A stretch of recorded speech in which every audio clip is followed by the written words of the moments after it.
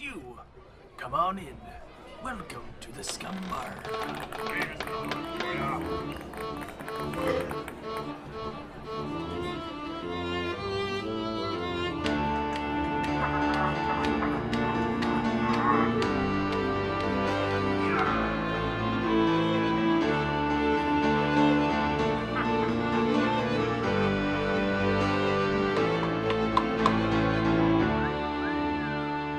Welcome to the Scum Bar Podcast, Marvel Movie Marathon, where we go through the 22 films in the Marvel Cinematic Universe, starting with Iron Man donning his first suit and ending with Thanos and the Infinity Gauntlet. We're going to talk Iron Man, Captain America, OK Spider-Man, do a flip, and everything in between. I am your host, Captain Mattbrush, and with me today is the Vulture himself.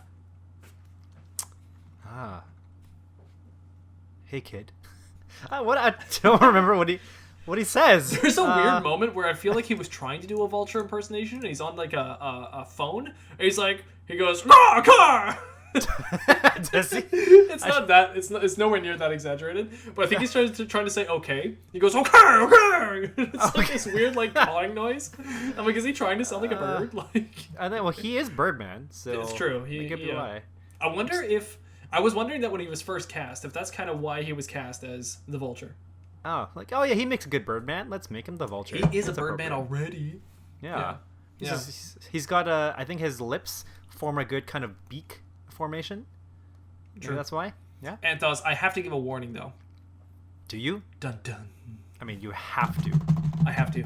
Because this podcast is going to contain spoilers for this movie and the entire Marvel Cinematic Universe. Which movie? This movie. Which one? What's this one? Spider-Man Homecoming. Okay. I mean, anybody who clicked on this already knows that. What if they didn't click on it? What if it just came up, shuffle and autoplay? Yeah. If this is autoplayed, then somebody clearly fell asleep and they have no idea where the heck they are right now. That's what happens at 3 a.m. when you're on YouTube. That's true. You just go into the deep end of everything. And yeah. Nicholas, go to bed. All right, here we go. This week for our Marvel Movie Marathon, we're going to be talking about 2017's Spider-Man Homecoming. It's starring Tom Holland, Michael Keaton, Robert Downey Jr., and Marissa Tomei. Is it really starring Robert Downey Jr.? It said it in the thing, so yeah. Okay. They gave him billing, probably because of the whole Disney thing.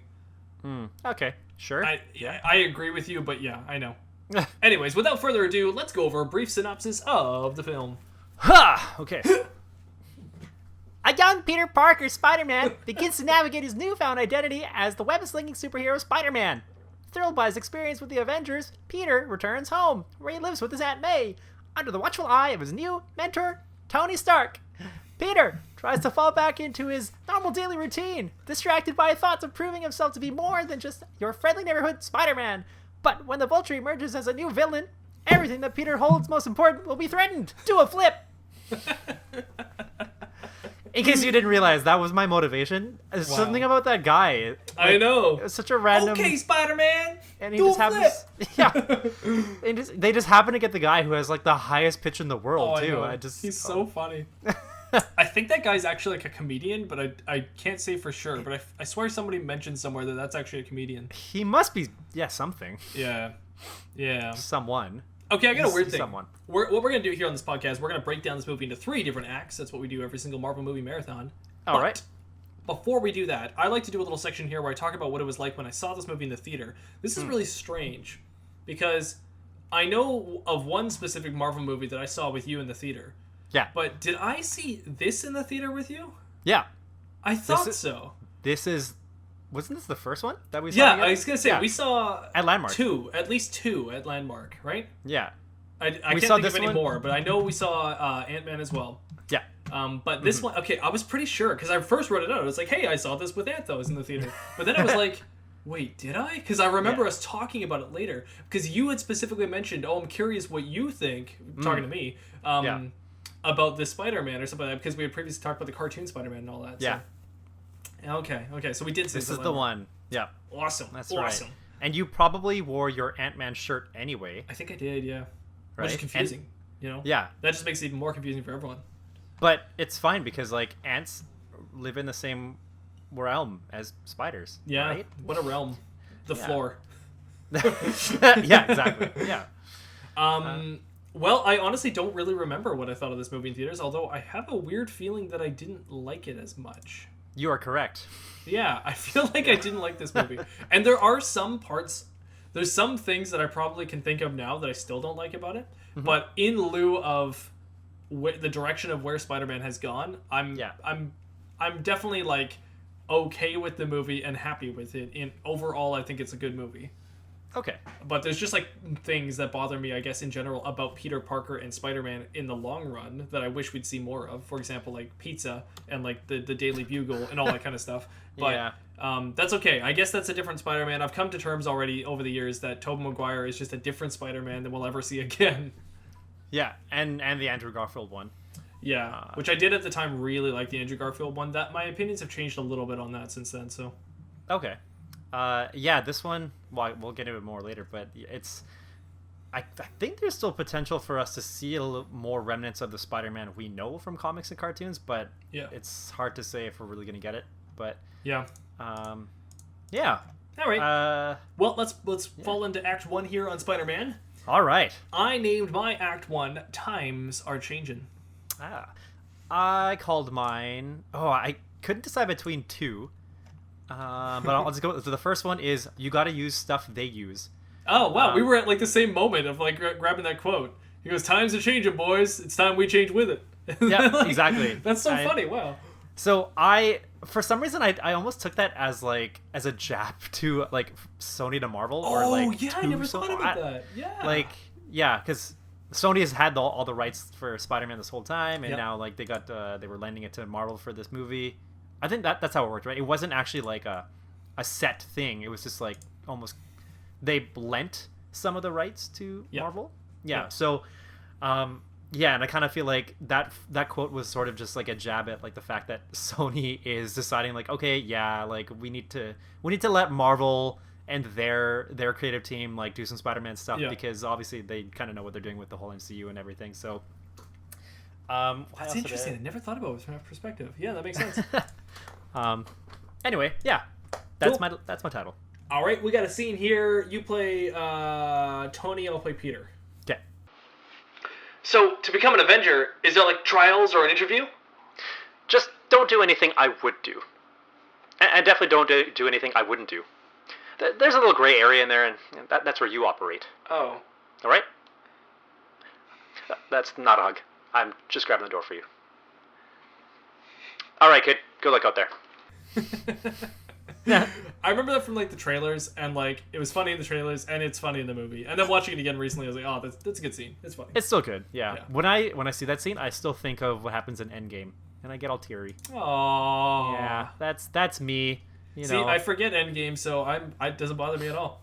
No, that's I remember fine. Infinity War, but I forget Endgame. Right. All right, let's move into this act. Let's get this done. All right. So the movie starts off in an introduction from the aftermath of the New York invasion. It starts off with Toombs, who I keep writing as Tombs, and then later on corrected to Toomes. Toomes, yeah. It's a weird way of Adrian Toombs spelling it. I think Toombs, Tombs, is better, but whatever. And as you aforementioned, Toombs says we have to use the stuff they use, and he starts talking about how the durability and the toughness of these materials, to break them down, they need to use their own materials on it to actually even do it, because their own stuff, like hammers and nails or whatever, they don't work. So yeah. So he's what's it called? Destruction crew or whatever. Like demolition crew? Demolition crew? Yeah, something kind of like that. I can't remember exactly. Yeah. It's funny, my brother actually does this for a living, and I can't even come up with a word right now. Cleanup crew. Yeah, sure. They're the Zambonis. And then they get hit off by the Men in Black right away. The Men in Black show up and show their badges and say, you can't work here anymore, and then he gets all mad. And he says to his buddies that... Or actually, no, he doesn't even say that. So he gets all mad about this, and it looks like he's supposed to give away some of the tech. And he makes a split decision here. You know, maybe we should just keep some of this tech, because he's mad at these people anyways. It's kind of like a big middle finger to the authority figures. To the man. And it's actually also like completely relatable and understandable from a human perspective, because he had this job all lined up. He had bought all the trucks and everything. He was supposed to make a lot of money off this deal, and then out of nowhere he gets swept from under the rug. I'm really shocked that S.H.I.E.L.D. didn't like give him money out of this, or the people at least in this department didn't give him any money out of this whole thing. It is kind of weird because usually this wasn't Shield specifically, because this is one that's run by Tony Stark, right? So I guess that's why it's a bit different. But I think we should have. It seems like we should have expected Shield to be the one to step in, because they're the ones that are usually out and about actually doing damage control. Surrogate for sure, but I guess wait, Shield was still intact because it was just after so it's really odd. I feel like it is a department of Shield, but they're under the guise of being under Tony's team. But I feel like it is Shield regardless, because only Shield has that kind of authority to be able to walk in and tell people to get out of an area. If not, it's just really high government clearance, but who knows? All we know is that he's really mad at them, and then he decides to keep some of that tech, because why not? I mean, if they're barely paying attention to it, and why not? He does it in such a Michael Keaton way that everybody just loves, because Michael Keaton the charisma is just dripping off of this guy in this movie. He's so good. Yeah, I'm happy with how he portrays like this version of the Vulture. It's obviously not the same from what we would know of from the cartoons and comics. The old man in a onesie. who needs to just like absorb the energy from the youth, smell their foreheads. I thought it was really, it's such a weird scenario. Like, so he's got his crew, and they kind of look like they're painted out as kind of like lowlives, right? But then they're in this bunker. They have some sort of like warehouse where they all gather. It's like their secret lair. They've got this one really smart engineer guy who is like creating really cool tech.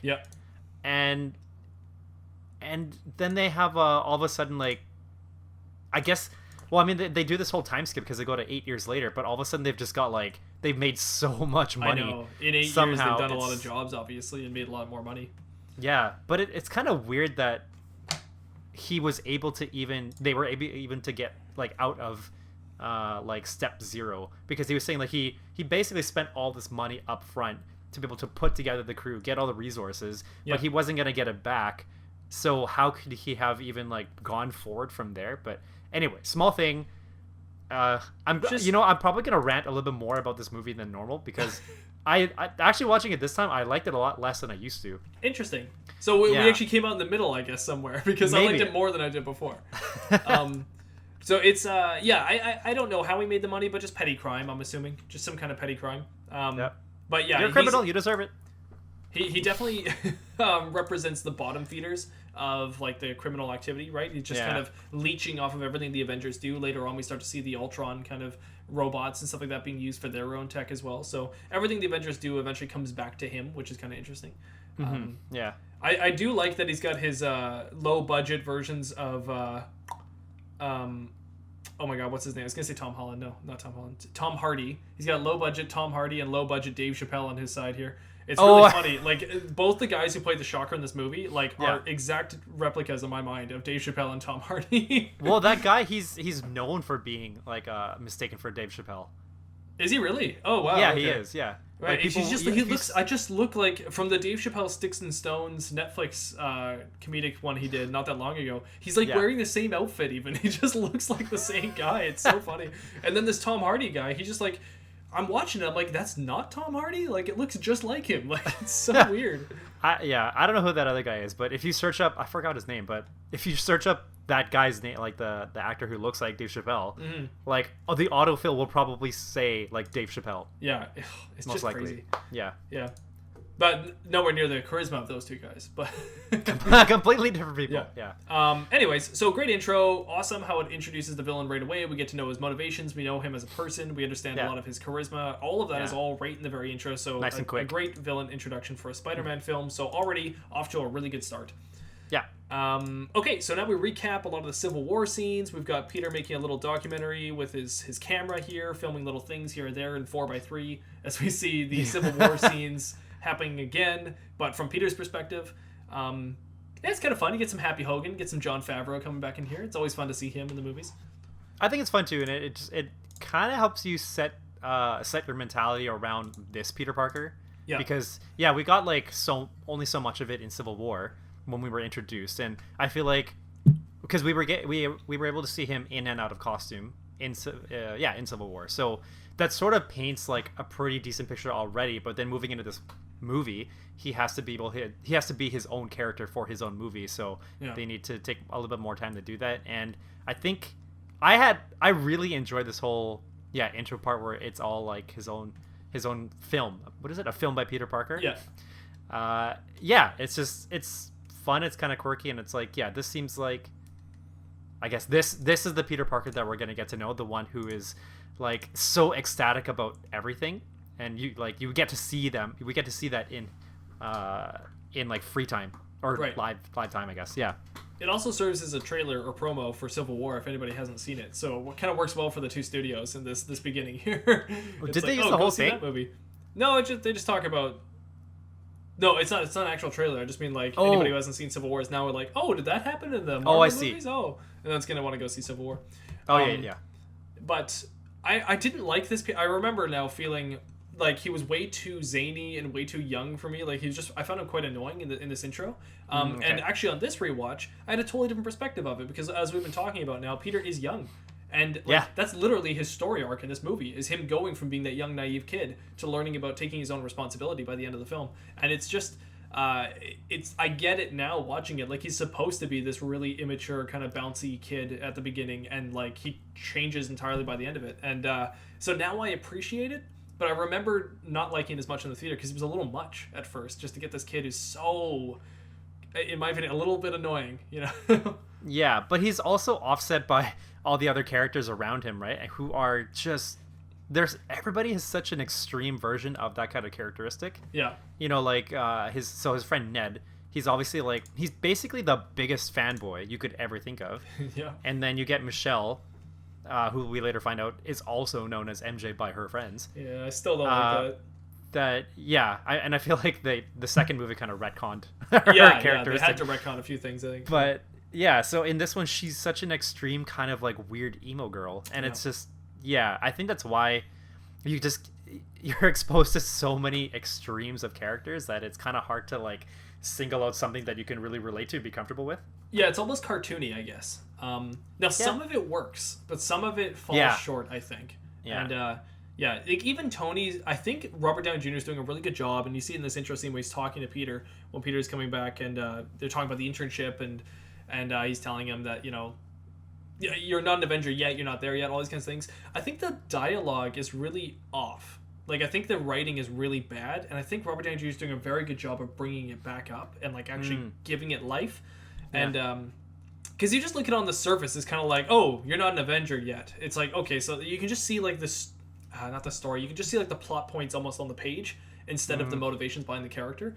And he's just telling the plot to Peter in this movie, and you're just kind of seeing it, right? But again, since he's Robert Downey Jr., there's all this, like, this nuance happening to all these lines, and he's bringing a lot more to it. So I think it's kind of a stale script that he's doing a better job with, but it's not stale all around. That's why this is a confusing movie. It's stale in the moments where it's trying to push the Marvel stuff, I think. That's where it gets stale, because I think it's Sony. I could be wrong here, but I think it might be Sony writing some of what Marvel wants them to write, but Sony doesn't know how to do it, maybe, and I think it's just a little stale. But yeah, I agree. I definitely agree. Mm-hmm. So after Tony tells him that he's not an Avenger yet, we get a little kind of montage of how Peter's feeling a little bit down. He kind of wants to be more. He feels like he could be doing more, and we get a montage of him going to school and having some moments in class here. This is where we get to know Peter as a student. Mm-hmm. And it's kind of interesting. We get some of the cool moments here where this is where the movie kind of shines, in my opinion. It's got a few different things going on. There's a whole Marvel storyline, which is separate. Then it's got Peter Parker in high school, which is its own thing. And then it's got the whole Vulture storyline, which is separate as well. And then the Peter Parker in high school stuff starts spiraling, and then the Vulture one kind of starts spiraling as well. Then the Peter Parker high school kind of mixes in with Peter Parker as Spider-Man, and that kind of all spirals. And those kind of spiral separately, and at the end they kind of collide. That's what I'm trying to say. And there's just big spider tornado. Yeah, two massive tornadoes. It's all over the place. But we get Peter Parker at school, and we get a montage of just like little things of just him being a student. Little moments that I like are the TV flashing. I really like the two, who are they called? Like the two student counselor people that are on the TV. Oh, not counselor, right. Student bodies. Student union? Maybe student union. I'm not too sure. It's just the two of them that are like newscasters on the TV. Student I just think it's so funny. Body? Yeah, I'm not sure. Whatever. Student something. Student duo. They're just really funny though. I just like them on there. And they're just so like dry. Yeah, it's like with their purposely delivery. dry. And it hits hard. It's really good jokes. I laugh every time. Is it purposely though? Like, I kind of feel like they're the ones that are like, they chose characters to be part of that because they're like, they don't know that they're dry. They don't know how to be. Oh, maybe. Yeah, I'm not sure. I don't really know. Anyway, it's possible. Kind of I'm really not sure. Yeah. Here in the school scenes, we get introductions to Ned, who you talked about earlier. Huge, massive fanboy. He's got the Emperor on his shoulder. We also get introductions to Liz, his love of his life in this movie. Who I don't know from the comics at all, but I guess it's Liz Toombs. But we find out about this later. We now get to see. We also see that Peter is like distracted in school. Essentially, all these school montage scenes are just to tell you about how Peter is got a bit of a life in high school, but he's very distracted because he wants to do more as Spider-Man. So things like the decathlon that he's a part of, he's actually going to quit because he doesn't think he has enough time to work on it if he's going to be going to this internship for the Stark Industries. I felt, let's see what else. So in terms of the people that we get to know, we also meet so we meet Michelle, we meet Flash, right? Yeah. And then some other random characters that are kind of inconsequential. Yeah. But I don't like this version of Flash. He's really annoying to me. Yeah. I like a big jock, a big brute that is like a bro, like a huge bro. That's what I really want to see as Flash. I didn't like, for example, I don't mind the one that was done in Spider-Man, The Amazing Spider-Man. I think it was actually a pretty good Flash. He was a big hulking kind of jock kid who was a bully. Yeah. And then later on, you find out he's actually got some emotional issues. And Peter was like the only one that was able to kind of relate with him on that. And there was some good acting between the two characters. I was like, cool, they have a relatable thing, but they're also like enemies at school. It's really nice. Yeah. And he's like a hulking, bigger version of Peter. It was kind of nice. Yeah, and I think with that iteration of Flash, like there are reasons behind his character of why he's a bully, I guess, in a way. But with this one, I feel like there's no reason. Like there's nothing that nothing that has been revealed to us to show like why is he such a. He's kind of like a little like a rich kind of snob. Yeah, I guess, and I'm not saying that I need to have like some big hulking kind of like jock character bully, that's what that I know. Yeah, I mean, like I think it would be nice to have that because that's what we're used to, and we'd also want to see what like a good one would be done on like a live action movie. But I think I could have been happy with another direction. It's just like something about this character, it just doesn't feel like it fits. Like I think there's just so many questions of like why is he this way, like why is he this way as a character, but also towards Peter. Like he's not like this towards like anybody else really. It's just Peter, maybe a little bit of Ned, but that's only kind of like collateral damage. Yeah, it's a good point. He needs motivation for why he would be projecting towards Peter. There should be something in Peter's life that he wants, so he projects this kind of bully nature towards him. Or if he's just an actual bully and is bullying everybody, and Peter just happens to get hit, right?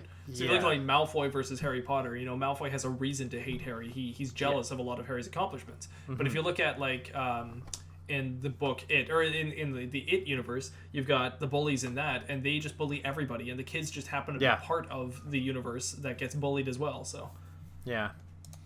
Anyway, small thing. Don't need to talk about Flash. No, I totally get it, but yeah, you just I understand completely, and I totally agree with you on Flash in general. Yeah, I told you I'm gonna rant a lot. That's totally fine. I mean, it's good to get that out while we're introducing it to Flash anyway. So, yeah. After we learned about all these characters, Peter then moves on. He starts he goes and gets a sandwich first, I guess. He goes to the local sandwich shop to show that Peter kind of knows people in the area. He's a charismatic kind of person, able to talk to people, and Tom Holland does a really good job here. He's good at just like being charismatic, and he sells me on like being a fun character. Now, what's weird is I'm also expecting more of a nerdy Peter, and he doesn't come off as nerdy to me. Tobey Maguire really sold the hammy, cheesy nerd, you know? Yeah. I love moments where like the one when Mary Jane waves to him and he waves back, and then she was waving to the people behind him, and he's awkwardly has to put his hand down, you know? Yeah. Moments like that are so great from Tobey Maguire, and unfortunately Tom Holland just seems like a charismatic kid who all the girls like, you know? Like, and that's not really what I was hoping in a Peter Parker. I was kind of hoping Peter Parker looks like a nerd, seems like a nerd, and then is actually, you know, reveals himself as to be like the hero all along kind of thing. That's what you're hoping for out of Spider-Man Peter Parker. Yeah, it's kind of like an odd balance of charismatic and confident, because he's like, he doesn't come across as overall a confident kind of character, at least not as a high school student. Right. Like when he's Spider-Man, he's pretty confident, right? For Like sure. he just kind of exudes that that character. But when he's a high school kid, it's like he's sort of all over the place, and it could be just because he's trying to figure out what he can do to do more, and so he's not really focusing on what's happening right now, but he's focusing on what could be later on. But I mean, I think either way, like just knowing that he has such a such like a wide, not wide, but because he's so back and forth with like that confidence and what was I saying? Confidence and what's the other word? There was another. What did I say? Confidence and help me out here. There was a word I said. I don't remember what the other word Something. was. So confidence and the other one, charismatic. Yes, that's the Charismatic, word. right? Yeah, you're right. So yeah, just because of that odd balance, I think that's maybe part of why you didn't like it when you first watched it in theaters, because it's not the same Peter Parker that we're used to. Yeah. In like kind of any iteration. And yeah, I agree. Tobey Maguire did a really good job of being that quote unquote kind of nerdy character. I think these days you could kind of classify a lot of different things as being nerdy. Sure. But I think back then that was a little bit more appropriate. Socially awkward might have been better though, because Tobey Maguire could pull off the socially awkward really well. Yeah. Like he was an outcast no matter what. You kind of want him to be an outcast. Now I'll get into it later, but Tom Holland does do a few things that are pretty good in this to kind of portray that. But it's not like you said. I think he's actually a little overconfident, and that's kind of his issue. He's overconfident in a lot of the things in this movie until he gets like knocked down a few pegs. And I've never seen Peter as somebody who's overconfident, so it is a different style of Spider-Man. Now, all that being said, we have this really cool montage here where he does all the little friendly neighborhood Spider-Man things. He stops a Grand Theft bicycle from happening, gives somebody their bike, he helps an old lady with directions across the street, he does a flip. He also, like, some guy's not stealing a car, but he stops him from stealing a car, but it was his own car. It was his own car. He was just he left his keys inside or something, Yeah. and so that's just how he gets in his car. Yeah. And then everybody in the whole complex gets mad. Trying to sleep. I got work in the morning. Wait, Stan Lee Something. cameo? Oh yeah, he had a few more lines than he normally does. Yeah. Yeah. He gets to call somebody a punk. Yeah, it's true. Yeah. We also have him sitting on a car, walking a tightrope, and standing by the American flag, doing a very Sam Raimi Spider-Man thing, which I thought was a nice little callback to the Sam Raimi Spider-Man. Is that a thing where he just Yeah, there was stands in by like the every flag? Spider-Man 1, 2, and 3 for Tobey Maguire, he like had a moment where like the American flag was behind him, and he did this nice little like proud stand, and like it's like a very back then it was more patriotic, I guess. But then so I think they did that as just like a little callback. okay. Oh, cool. So that was kind of nice. And yeah, all these kinds of things, and it all ends in a little bit of a sad moment where he calls Happy and lets him know that he's done for the day and he's done all these things, but he just feels like he could be doing more. I just feel like I could be doing more. Yeah. And after that, right at that moment, of course, more happens.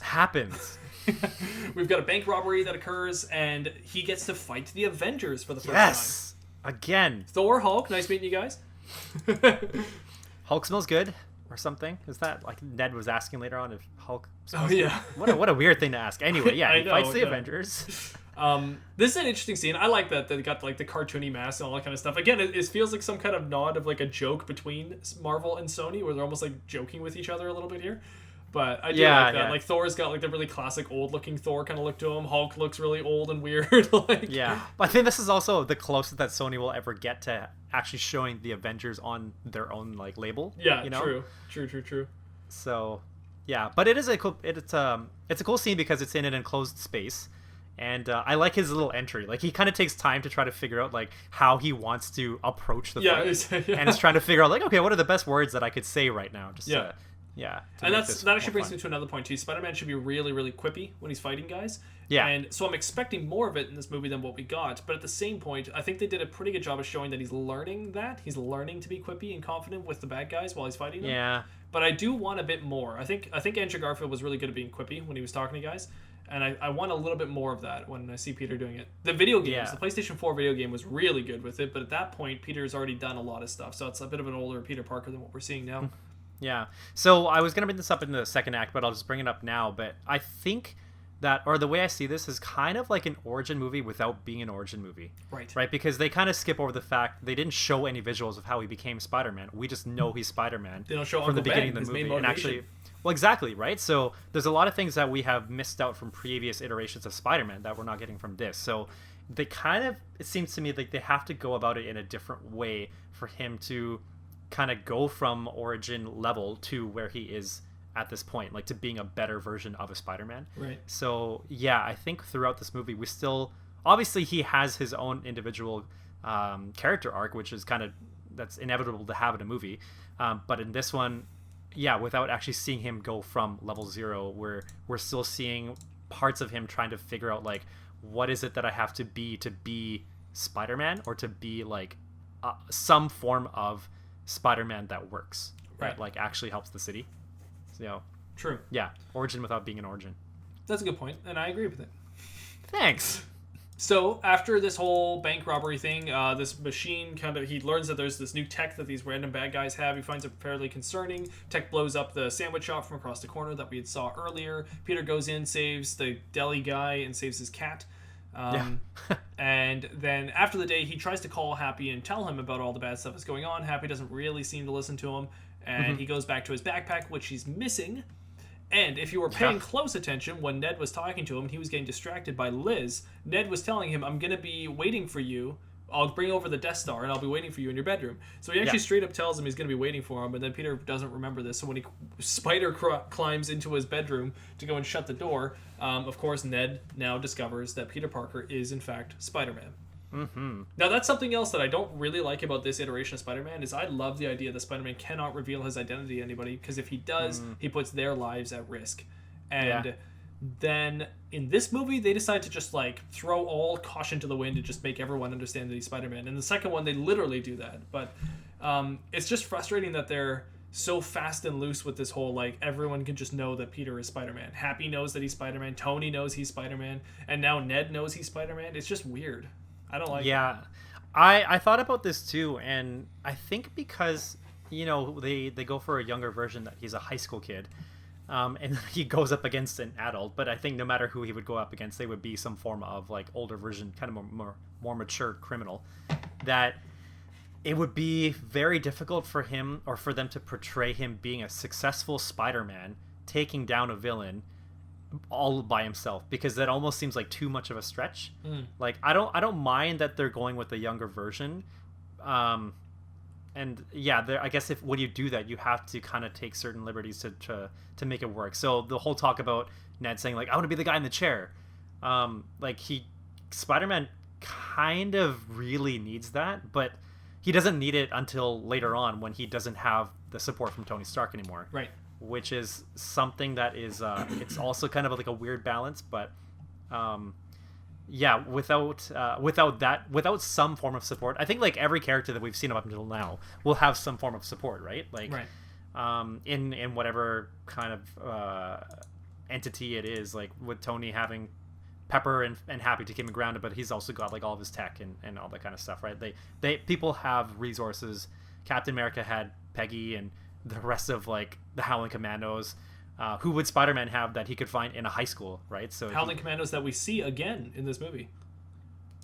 Did we? What? We get to see the Asian guy. He comes back in this movie because his great-grandson is the principal to Peter's high school. Oh, wait, did we see like a picture of him or something? Yeah, so it's the same actor who plays him, and then there's a picture of his great-grandfather or his grandfather, whatever, like in the background. It's really funny. Yeah. Okay, cool. I like it when people do honestly, stuff like I would have appreciated a little nod to Captain America when he was doing a PSA. I would have loved it if the principal said something like, my grandfather fought with him, or something like that. I was like really proud of it, but they never got that connection, unfortunately. Yeah, they went with a completely different route, like having like a really dry gym teacher. Yeah, exactly. Yeah. Super dry gym teacher, Yeah. Anyway. Yeah, so anyways, then we're going to have this interesting dinner where Aunt May takes Peter out for larb.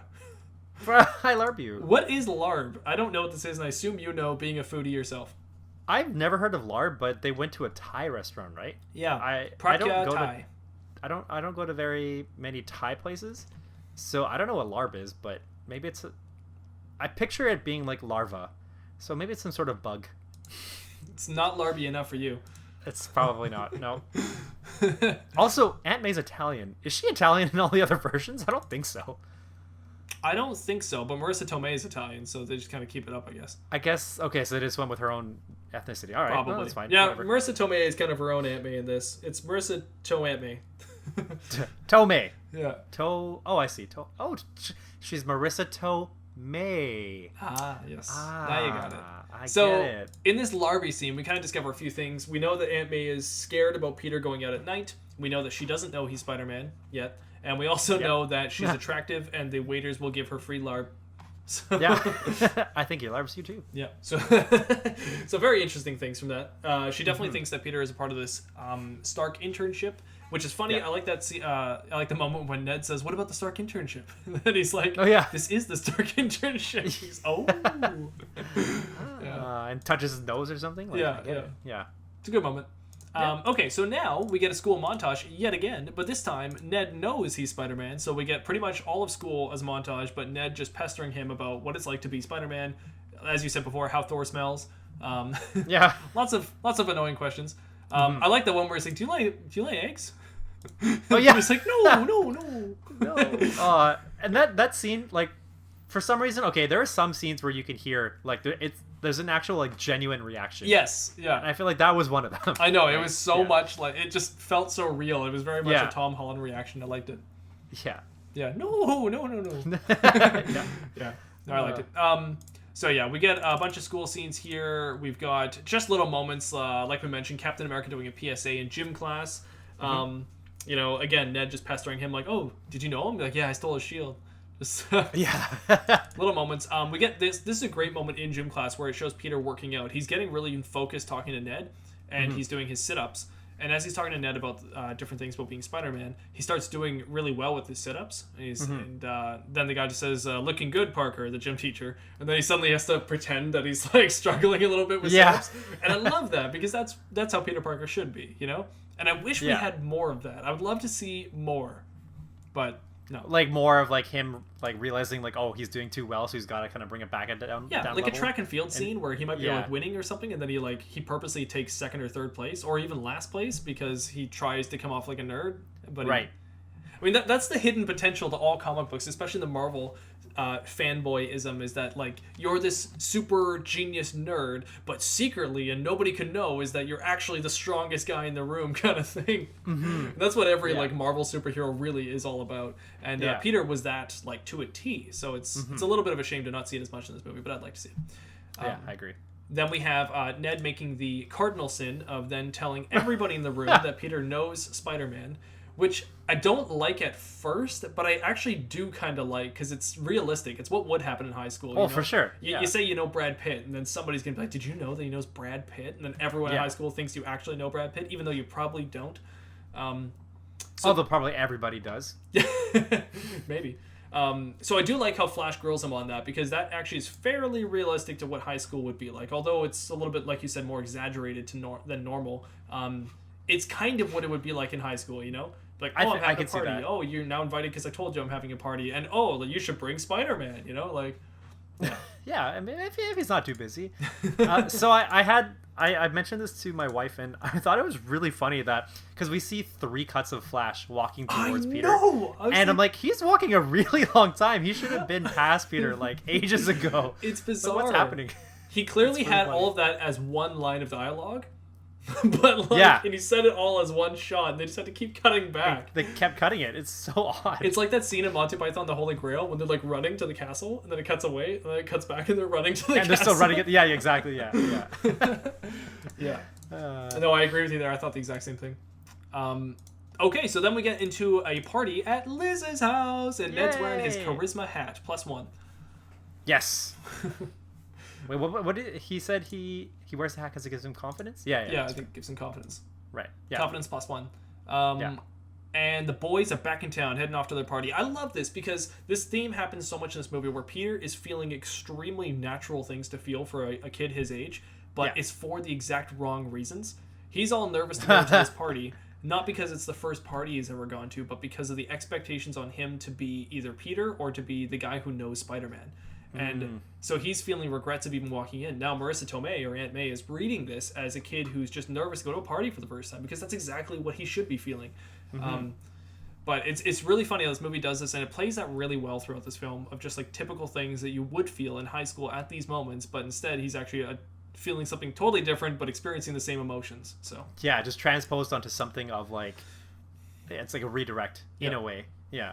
Now, I don't like MJ in this movie very much, but I do like her line here. Does anybody? Yeah, I know. But I do like this line. I don't know why, but I find it really funny. When oh, yeah. She's like, what are you doing here? And then they're like, what are you doing? Or like, why are you here? Whatever.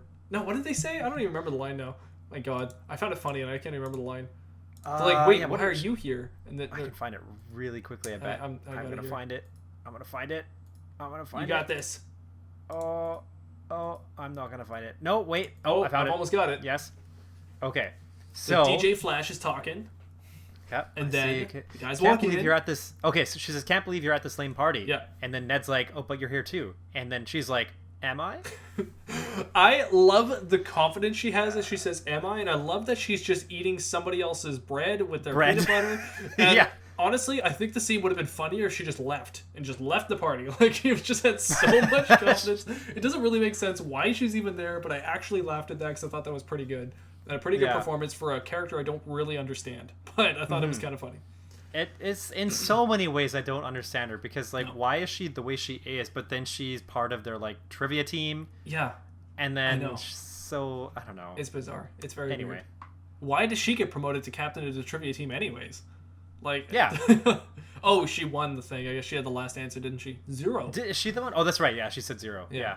Anyways, regardless, so the party happens. Flash then says Penis Parker, makes fun of him, says, hey, where's your pal Spider-Man? And then Peter has to make the decision, should I go dress up as Spider-Man, come back in and be like, hey guys, where's Peter at? And like, I love him reenacting that, because it is a stupid idea and it sounds stupid when he says it. Yeah, exactly. So this is the second time I guess we kind of get this one of those moments where he needs to plan his entry. Yeah. This one's a little bit different, but I think it's still a nice way to kind of show what's going on in his head. And it's again showing that kind of weird balance of confidence and charisma, because like you can hear the charisma in what he's trying to say, but the confidence is why it's like, the lack of confidence is why like what he's saying is not working. Yeah, exactly. Off in the distance from Liz's house, he notices a big explosion. He goes and checks it out. Turns out to be a drug deal that's happening between some guys. These are the henchmen of the Vulture, and they're trying to sell off some of the Chitauri weapons to some other criminal guy, gang member, Troy from Community. And they're testing these weapons, and it all kind of goes wrong when Peter's cell phone goes off, because Ned is calling him. At this moment, they think it's a... what's it called, a bust? No, not a bust. A sting? A sting, thank you. A sting operation. And in the sting operation, then Peter tries to sort of follow these guys, track them down, because they start running away. He wants to know where these weapons are coming from, why they have these weapons. They seem quite dangerous. We see a little bit of the shocker. He punches Peter in the chest with his shocker weapon. Which I found really weird at first, but then throughout the rest of the movie, I was like, oh, right. So, this Spider-Man, again, origin without an origin, like, he hasn't developed all of the characteristics that we know of Spider-Man. Like, he doesn't have a spider sense, really, I think. He does, but it's very subtle. He gets hit by a lot in this movie, where I wish he had more of a spider sense than he does. Exactly. So this moment is one of those big times, like, he should have seen that coming, I think. Like, I think what he has is good reflexes in this, which maybe translates it a little bit into being a spider sense, but spider sense is more supposed to be like, it's almost more like foresight than it is reaction. Yeah, that's true. You know what I mean? Yeah, exactly. When it's correctly characterized, it's more like a zing, like a foresight before something hits them, right? Yeah, and exactly. They did it in Civil War when he goes, oh god, and then he ducks because the shield was coming at him, or the thing was coming out to hit him in the head. Okay. When he was fighting Bucky and Falcon, he goes like, oh god, and he ducks before something hits him. So he had spider sense there in Civil War, but he doesn't really have it in this movie. It's weird. It's kind of odd that it's a little inconsistent. Yeah. And I know in the second Spider-Man movie, that's one of the things that he really battles with, is like trusting his sense or something like that, because that's the whole kind of thing with him and Mysterio. But anyway, so with this one, I kind of found it really odd for him to not have it, because it just sort of seemed like it's a really, like, innately that's kind of like a very big Spider-Man kind of characteristic, like, that we know of. He's always had the senses, and that's sort of why he's able to get himself out, or like put himself in a better situation in all these fights. But this one, he has to rely on not having that. Right. And so in this one, he's also got like Tony Stark's suit, right? So he's sort of never really relying on his own attributes, you know, which I kind of found weird, and I'll talk more about this in Act 2. Okay. So where do you stand on the Ferris Bueller's Day Off reference? You know, yay, nay. How do you feel about it? Wait, I missed it. Which one was that? This is when he's running through everybody's backyard and he's chasing the guys. Oh, I see. Okay, so... Oh, and then they actually show a scene of him. They actually show the Ferris Bueller scene on if you the didn't TV. get the joke, they for some reason then play the joke on a TV in front of you. I honestly, Very subtly, before like, they even show the TV, I'm already like, this is a little much. Then they show it on screen, and I was like, what are you doing? Like, yeah, it is... It's weird. It's a bit too much for me, too. Yeah. I don't think he needs to be able to like have to go through that to see, like, we're basically seeing that he's fumbling, that he's not able to like go all the way through like as a true Spider-Man. So we're seeing this very extremely long version of him struggling to catch a van. Yeah, and like, I get the point. The whole movie is supposed to be a bit of an homage to a John Hughes film, like Ferris Bueller's Day Off or like The Breakfast Club, with the whole high school aesthetics and everything. So the idea was to parody, I guess, a John Hughes film and a moment from a John Hughes film, but it just was weirdly done, I think. I understand, but for some reason I just felt like it was a little much. Anyways, when he's chasing the van, he's chasing these thugs, these henchmen. The Vulture then swoops out of nowhere, comes in, and grabs him. Actually, it's pretty cool. He seems really threatening when he comes out of nowhere. You don't really see him coming. And he grabs Peter and snatches him. I like the angles. I like the kind of cinematography for like these big wings that are swooping down on this. It's like it really looks like Predator chasing prey sort of thing. Yeah, so exactly. I like how that looked. Yeah, me too. He then takes Peter up really, really high up. It's a very smart thing. It's actually what a lot of birds do too. He just takes the prey really, really, really high up and then just drops him. It's really smart. I love that. He drops. Wait, did he drop him, or I thought that Spider-Man kind of let go, or like was kind of... Even if Spider-Man did let go, I don't really know what he was going to do with him when he took him all that high up, unless he was going to take him back to his lab. But yeah. Or it was like, I think it's Tony Stark's, like he put a parachute in the suit. Oh, you're right. The parachute, and I thought it's the parachute kind of like propels him. Fall, yeah. I don't really know what else he was going to do if he was going straight up though, but yeah. But yeah, so the parachute then deploys and he goes flying back into the water and he almost waterboards himself and dies. And then Tony's suit comes out of nowhere and saves the day. And they have a little Tony talk. This is Tony Talk 1. And in the Tony Talk, Tony's not even there. He's actually in like India or something like that, having a little drink. But he's essentially telling Peter, hey, you just discovered something that's a little bit more Avengers level. You don't need to worry about it. Stop doing that. Just do your little Spider-Man thing. And Spider-Man hates hearing that, but that's kind of his little slap on the wrist, you know? Just be friendly neighborhood Spider-Man. Don't be this crazy doing stuff that like Captain America would do. And and honestly, that's actually where I ended Act 1. That's pretty much where I am my Act 1 too. Yeah. Okay, I kind of end him on Tony Talks in general is where I go by. So there's a couple of this movie. Wait, what did I say? Oh no, the last part of my Act 1 is when Spider-Man finds a purple toy. Oh yeah, okay. So yeah, that's my next note on the next one too, is that he picks up the Chitauri core. That he's gonna go look at later. So yeah, perfect. Okay, cool. So that's the end of Act 1. If you want to just give me a quick break here, I'm just gonna go check on Kova, and I'll be right back. Cool, and I will save. All right, so now getting into Act 2. I named mine Act 2, In Over His Spider Head. I put my notes somewhere else. Let's see. I called mine... Wait, where's my... Oh, Training Wheels Mode. Oh, yeah. Yeah, because I just found that this act is so much about him just, like, kind of messing up a lot. Yeah. It just seems sort of like the theme around this whole act, yeah. Yeah, I agree. Okay, we got a scene here. You play Peter Parker, and I'll play Karen. Okay. Wow, they're in the middle of a heist. I could catch them all red-handed. This is awesome. Okay, I'm gonna get a little closer so I can see what's happening. Would you like me to engage Enhanced Combat Mode? Enhanced Combat Mode? Yeah. Activating Instant Kill. What? No. I don't want to kill anybody. Deactivating Instant Kill. What the hell just happened? You just jumped off a sign and landed on your face. Good moments. Nice. Yeah. Not bad. Okay, so I start mine off with actually Toombs and how he's angry that his henchman's kind of made a big scene out of this. The Shocker guy who called himself the Shocker is making too much of a fuss out in the neighborhoods, and Toombs is mad that they might cause too much suspicion. Yeah. So he attempts to test one of his anti-gravity guns on the Shocker, but it turns out it was actually a weaponized weapon, and he kills him right away. Yeah, just like a giant dissolver. I think it's a good moment because he kind of like falls into just murder right there by accident, and you can even see it on his face, like, oh, I guess this is who I am now. Like he's a little bit shocked by it. It's sort of like this, like the next phase of his criminal life, I guess. Yeah, in a way. Yeah, but he does it well. Michael Keaton somehow sells it really well. So yeah, he does. You know what? It's funny that so his character to me it's not quite like the Marvel characters in terms of like villains that I'm used to. I think I get kind of almost like a I get a little bit more when he's in the car having that, the dad talk with Peter, where he seems to me very much more kind of like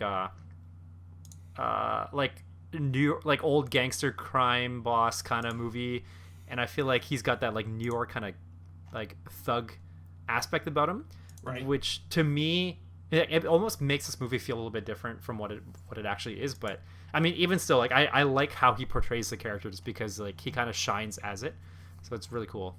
Yeah. No, I agree.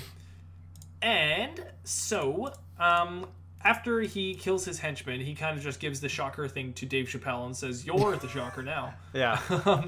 And that sort of moves on with that. Now we get a montage, I guess, scene. I don't know if it's a montage or what you would call it. Everything's a montage. Yeah, it seems like another montage again of now Ned and Peter going to school, but this time Ned and Peter are working in shop class on the new Chitauri power core that they've acquired. Yeah. I do like the shop teacher, just keep your fingers out of the blade. Typical teacher. Loves his kids. Typical shop teacher.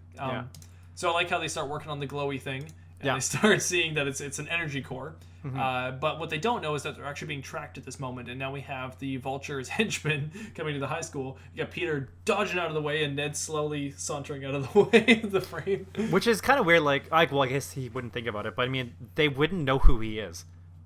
No, right? I know. But it was just why I think nothing happens out of that moment. Yeah, I guess, yeah. Yeah. I do like this moment, though, where Peter goes to follow these guys down to, I think the basement, I guess, some kind of, warehouse basement. He follows them there. I love the moment where Ned is just kind of hanging out, and then the other kid starts tapping on the glass, and he's like, "What are you guys doing?" Yeah. He's like, "Oh, I'm good. How you doing?" And they're like, "Chess." Chess. Yeah, it's just such a funny... He's the same kid who was in the washroom later on, right? Yeah, I know. Okay. Yeah, same kid, yeah.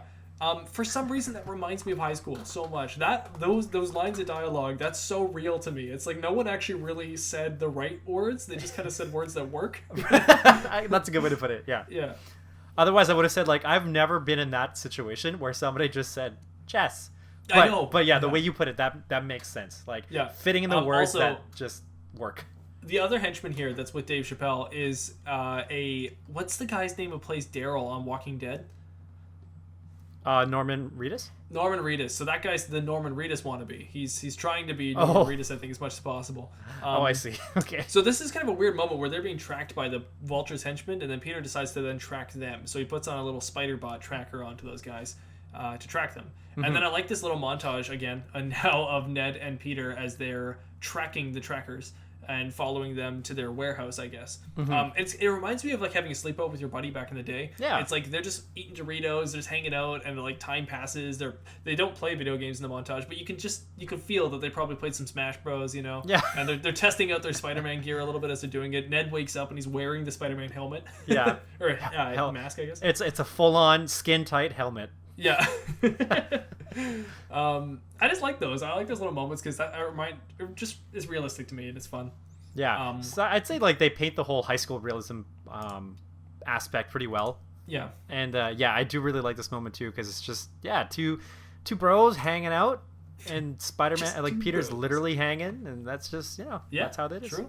Peter was sleeping upside down or sleeping on the ceiling or something. I don't really know, but he was he comes actually? from the ceiling. I don't know because when Ned wakes up, Peter also just kind of comes down from the ceiling. It's very strange. Yeah. So I don't know if he was sleeping on the ceiling. I'm not sure.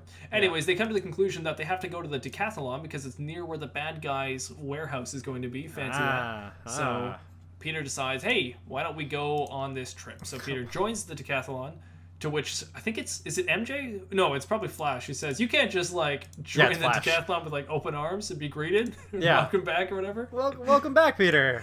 Take Flash's spot. Yeah, I like the teacher so much more in this movie than I do in the sequel because he's so much less obvious and way more funny. He's just like, he's less on the nose with his jokes. He's much more just subtle with his jokes, his dry humor, and that makes him more funny. Okay. The most on the nose joke he makes in this is when he says, I couldn't lose a bunch of students on a school trip, not again. Not again. That's the only two on the nose joke he makes in this whole movie because it's not very realistic that the teacher actually lost students and is still there as a teacher. And would also say it in an interview. Exactly. Yeah. But other than that, his jokes are just great. How much he just seems like such a nerd. Yeah. Like he's so good. And in the sequel, it just gets a little bit too much, I think. Is it the same? Because I can't really remember. It doesn't matter. Yeah, there's two teachers in the sequel, and they're really crazy. Okay. So, anyways, they head on to the decathlon, and then they're being tracked by Happy, who then tries to call Peter to ask him, "Hey, what's going on?" And Peter's all like, "Hey, Happy, that's kind of weird that you're tracking me." And then Ned and Peter kind of also discover that they're kind of also tracking these guys, but whatever. The logistics don't actually matter at this moment. Happy is tracking Peter, and that's kind of strange to Peter. Yeah, and then now he can track a lamp. Now he can track a lamp, exactly. Yeah. I was wondering, yeah. Sorry, as you had pointed out earlier, it feels like he's on training wheels, and Peter doesn't like it, and that's what all these scenes are about, is him feeling like he's belittled for what his powers can do. Mm-hmm.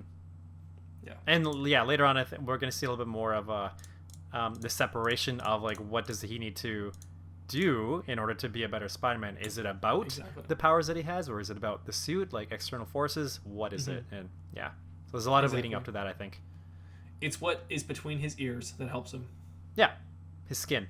His nose. Oh, okay. His scent. His spider sense of scent. His spider sense. His spider aroma. So they go off to the hotel. As you said, Peter takes off the tracking part, puts on a lamp, and then Ned talks about this training wheels program. Mm-hmm. He's like, oh, yeah, well, it seems like you're on the training wheels program, to which Peter groans and decides he wants to be taken off of this. Ned is the only sensible one here, starts thinking, like, well, are you sure you want to be doing this? And Peter tries to totally, like, what is it?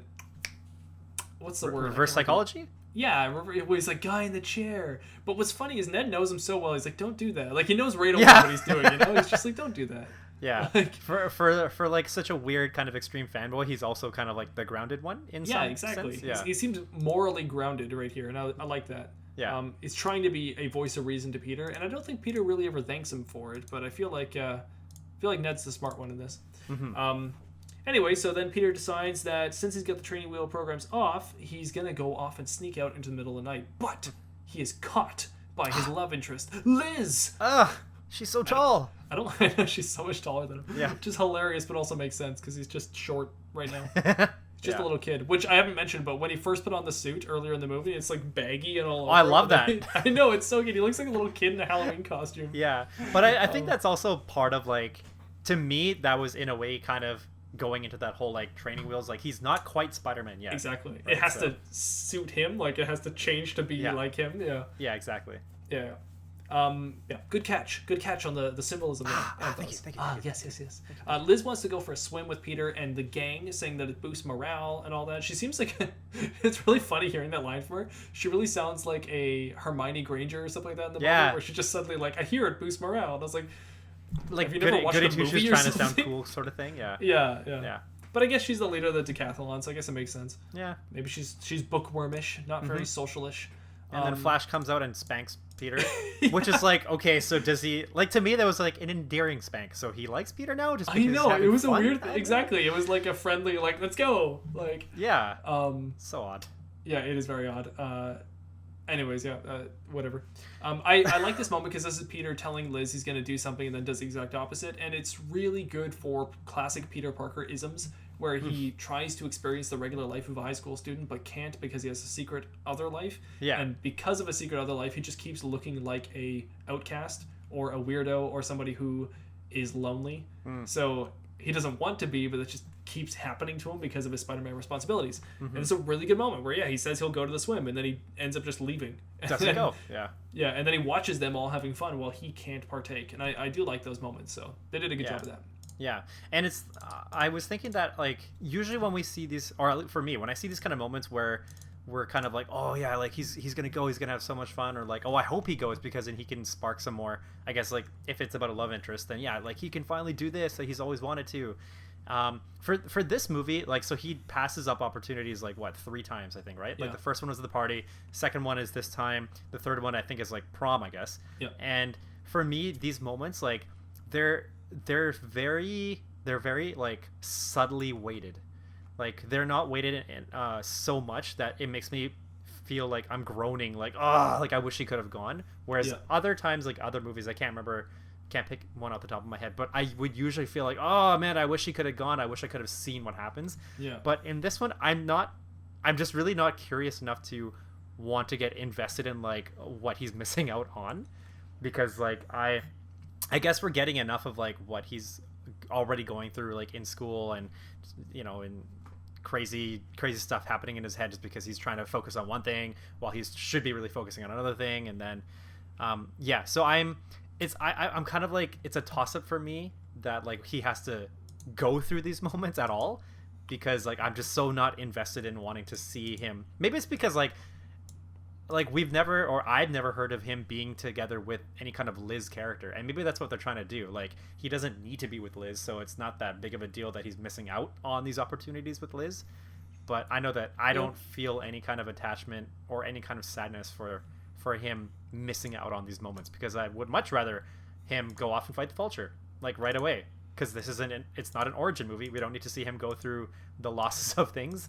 In some things, sure, it would be great to see because he's got a developed character in some way, but yeah, like we already know he's going to just do what he wants to do, which is fight the bad guys.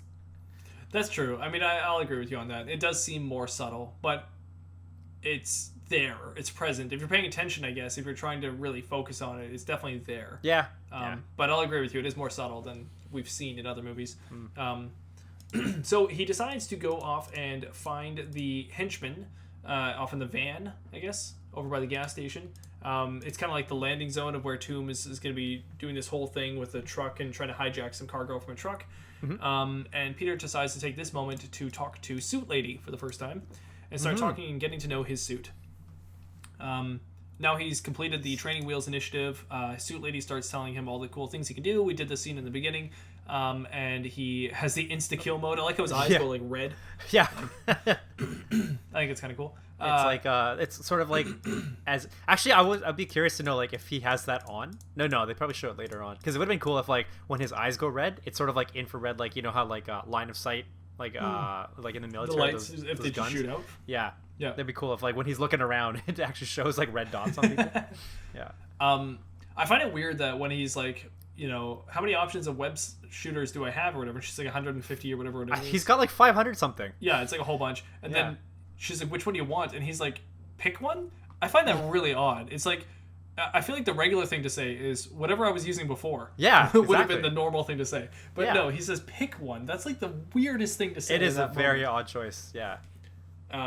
And then he uses his webs a little bit, if I'm not mistaken, before he ends up using the wrong... Actually, never mind. I'm wrong on that. No, he uses the wrong webs immediately. Yeah. So as he starts to shoot his webs out, it's different. It's like ricochet web or something. It's like web bomb or something, which is why he falls off the lamppost, right? Because he expects to be able to web swing, and so then he gets he does the electricity one, and he's hitting the sign in the gas station, all that. Anyways, he ends up getting confronted by the Vulture, and they have a little tussle in a vehicle here. So the Vulture is using this really cool tech where he's able to go through the vehicle with this kind of weird little ball things, these anchor points, I think they call them. Yeah. And he's able to like slip through the truck, grab the cargo he needs, and get out. It's really, really awesome. It'd be great tech to have. It'd be very scary to ever put your limb in one of those kind of force fields and just be freaked out that at any moment those force fields could cut, and if they ever cut, it would just take you right out. Yeah. I couldn't imagine ever going through those force fields. It'd be so freaky. Oh, Earlier in the movie, the other dude gets a can of pop or something out of a fridge doing it. Yeah. And I was like, even that would terrify me. Like I would still use one of those like garbage pickers, Yeah, I was like gonna something say on a that. pole, Yeah, right? tongs. Yeah. Yeah, tongs. Yeah. Yeah, I'd I would probably, not go honestly, for knowing me, I'd probably get tongs and then move one of the anchors just to watch it cut the anchor. I'd probably do that. Yeah. I'd probably do that once at least. that. Yeah. Anyways, so then there's a really, it gets me every single time where Peter decides to jump out of the van when the Vulture's getting away with the cargo, but the anchors have gone away, and Peter just slams his head into the top of the van and knocks himself unconscious. Yeah. And it hits me every time because it's like the amount of force he puts into those leaps, I'm sure, Yeah. to get way up high into the air, and all of that slamming onto his head. It's like, ooh, that would hurt. Yeah. He may have sustained a concussion or something. Yeah. Probably. I'm sure he had a concussion from that. I'm sure he did too, yeah. But then nothing else comes out of it afterwards. Like he seems fine. Yeah, exactly. It's for the plot, for him to be stuck now in a box. Yeah. And then that box is within a larger box. Yeah. So now we get the stuck scenes where Peter decides to have a montage where he learns about Suit Lady, who he names Karen. Karen. He then reveals too much information to Karen about Liz. Yep. He also, or too much or not enough at the same time. It's I guess it's okay because it's like it's all things that we've sort of been like we're already used to. Now we're seeing him get used to having this other support system. So I guess I like to always see some of these kinds of things. He does ricochet web. He does the web bomb. He does that. He's got the wings under his armpits. Oh, He yeah. has like the weird web wings. All these things, or some of these things, all come into play later on. So it's kind of nice to see. I don't like the joke where he's like, "How long has it been, Karen?" And she's like, 32 minutes or whatever. And then he starts going like, "I gotta get out of here." I'm always like, 30. Like, how could he have done all of those things in that short amount of time? That's not much time at all. Like, I really don't find it very realistic. I think it was played off just to be a joke. yeah. But, It really was.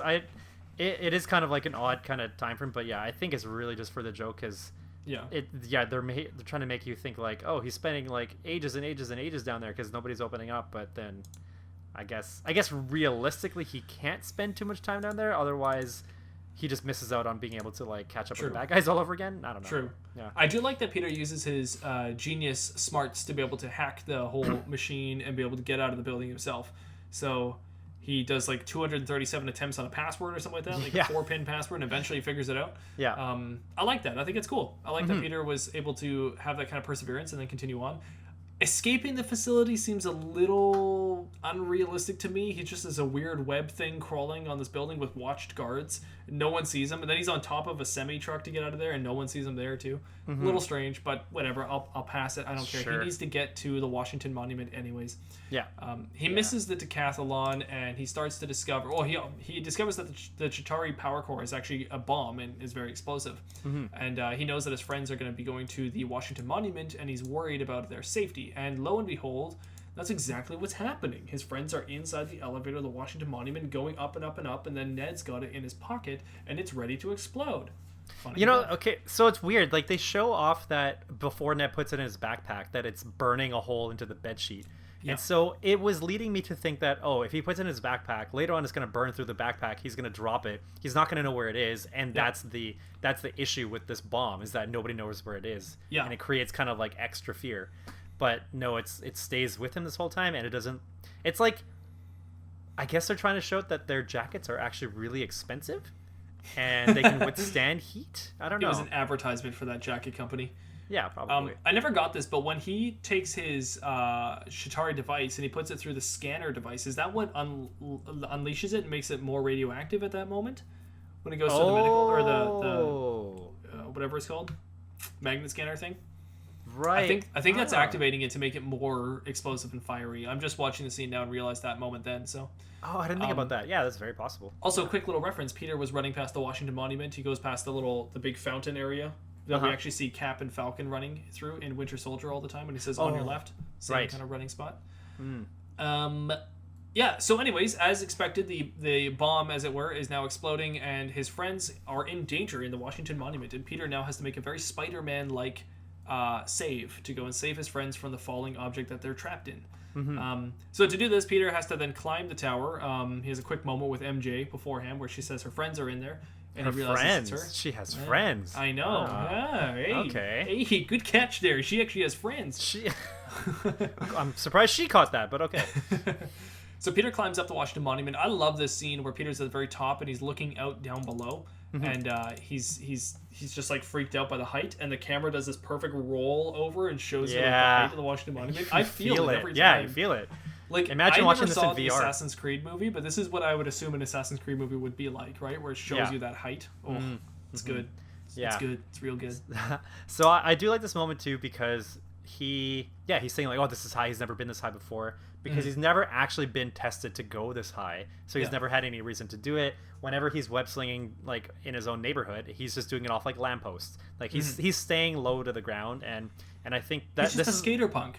He's just a skater punk doing a skater stuff. See you later, punk. Yeah, I forgot the lyrics. And anyway, this is part of why I called this act the training wheels mode, because he's still learning to like surpass limits, and he's having difficulties with them. Like, even though he kind of gets past it, like it's still a big struggle for him. Like, he can't do it perfectly. He has to be kind of like innovative, I guess, in a way of how he actually creates success out of this. And what I think, like, he's still supported in a way by the tech that's given by Tony. It like comes out of the suit. You know, he's got that little drone thing, and also Karen is telling him about like locating the correct way to go and how much pressure he needs to exert, blah blah blah. Without that, like, he would have a lot of difficulty actually getting in there. So it's sort of like a necessary evil. But I like that in this moment he actually uses more of just his own brain, of like how to maneuver in the air to gain enough force. It's a good moment. I like the flip over the helicopter and using that to give him the inertia needed to break down the window, get inside, and save his friends. I don't totally understand the physics of the web when he ends up actually hitting the elevator. It's very strange. I think he like bounces it off of something. I don't really understand. It's hard to understand. I'm not really sure.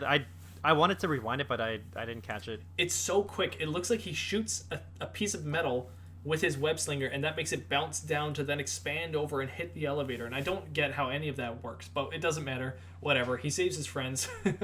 I do like the moment where he pulls everybody out of the elevator.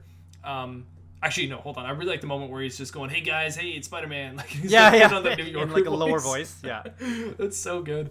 But I like it when he pulls everybody out, and then he's pretty much saved everybody at that moment, and then just falls immediately afterwards. Yeah, exactly. Training wheels program. He still has no finesse yet. yeah, good word. He has no finesse. I also like the moment later. It shows the henchmen, and they're telling Toombs that, did you see this? The Washington Monument right here. And it shows the Vulture for a second watching the TV.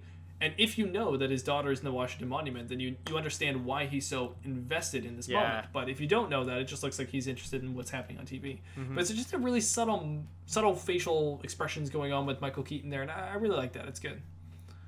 Obviously, I don't even remember watching him watch that, but okay. Yeah, it happens real I'm quick. sure it happens. Yeah, okay. I'm sure that happens. Okay. Anyways, so after this whole Washington Monument thing and Peter saves his friends, he now wants to interrogate... I never caught the guy's name. Is it Davis or something? I don't know. It's the Prowler guy he wants to go off and find. It's the criminal from before who was buying all the equipment and all that kind of stuff, because he wants to get closer to the Vulture's henchmen, so he's trying to investigate a little bit more stuff. Oh, like Donald Glover's character? I can't remember what I can't remember his name. Yeah, it said Davis online. I wasn't sure if that was his last name, Davies or something. I couldn't remember. Davies, probably. Davies. Sounds right. Sounds like a Marvel character.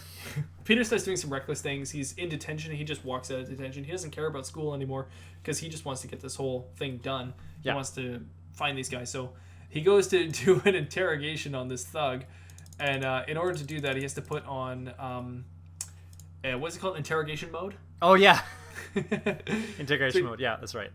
Oh yeah, Aaron Davis is what the guy's name is. There we go. So he puts on interrogation mode, which makes him sound like Batman, which is it works really well in this movie because it's very funny. How they kind of make fun of the Batman voice and they make it just sound really bad.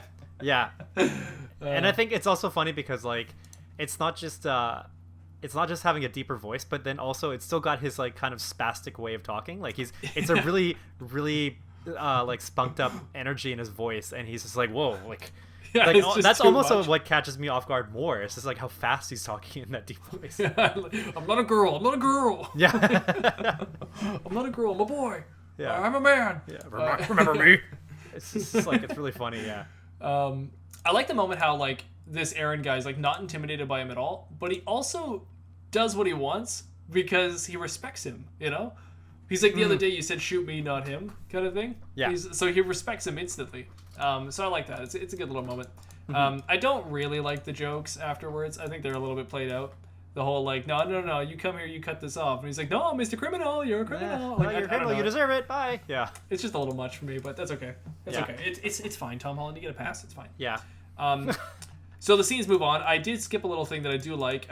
We talked about it earlier, but the students on the TV, when they're talking about the event that happened at the Washington Monument, they go, thank you, Spider-Man. Yeah. They got this crappy photo of Spider-Man on the building.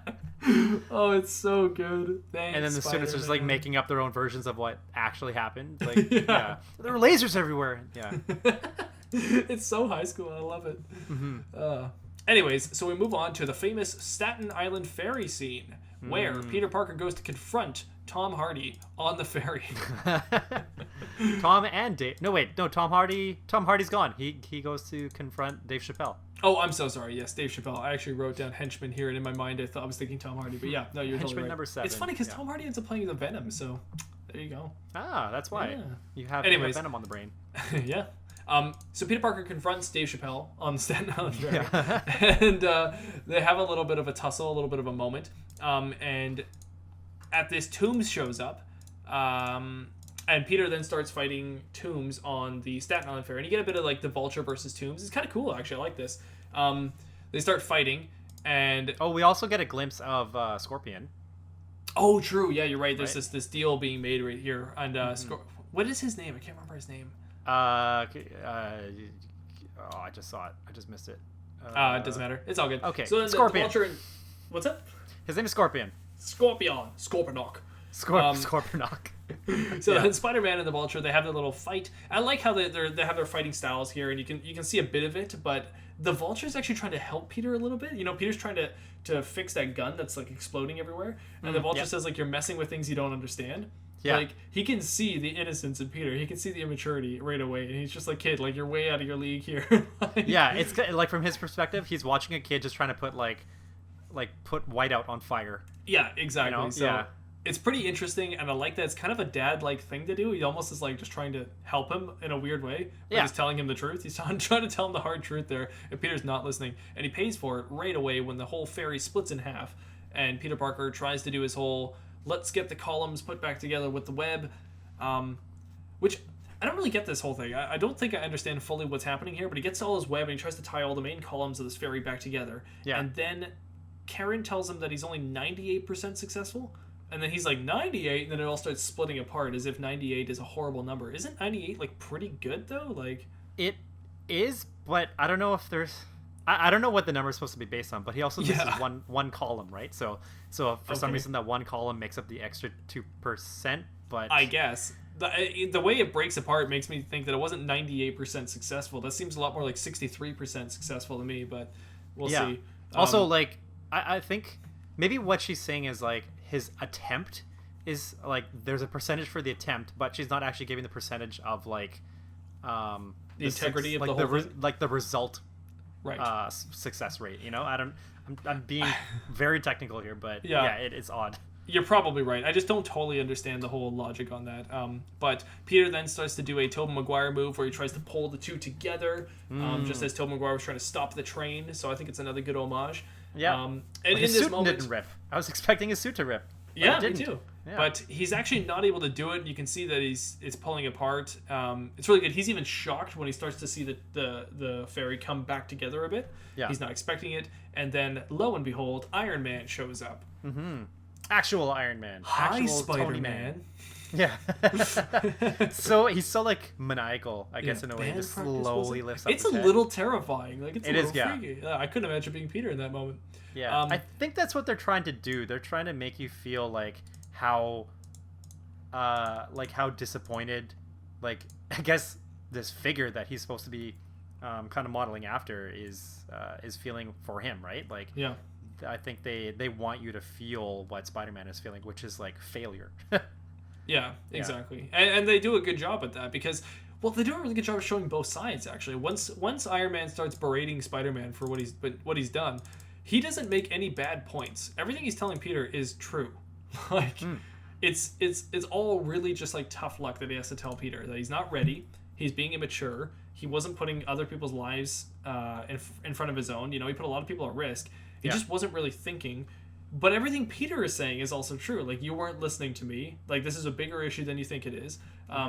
I really like the whole point, though, when Peter's like, or when Tony's like, you think I wasn't listening to you? Like, why do you think the FBI was even on the ferry? I love that moment because it's actually showing more of a world than superheroes. It's showing our regular world as well. Because he's like, there's still, like, authority figures that deal with these kinds of things, right? So it doesn't have to be a superhero. Like, the FBI were there to try to stop that from happening.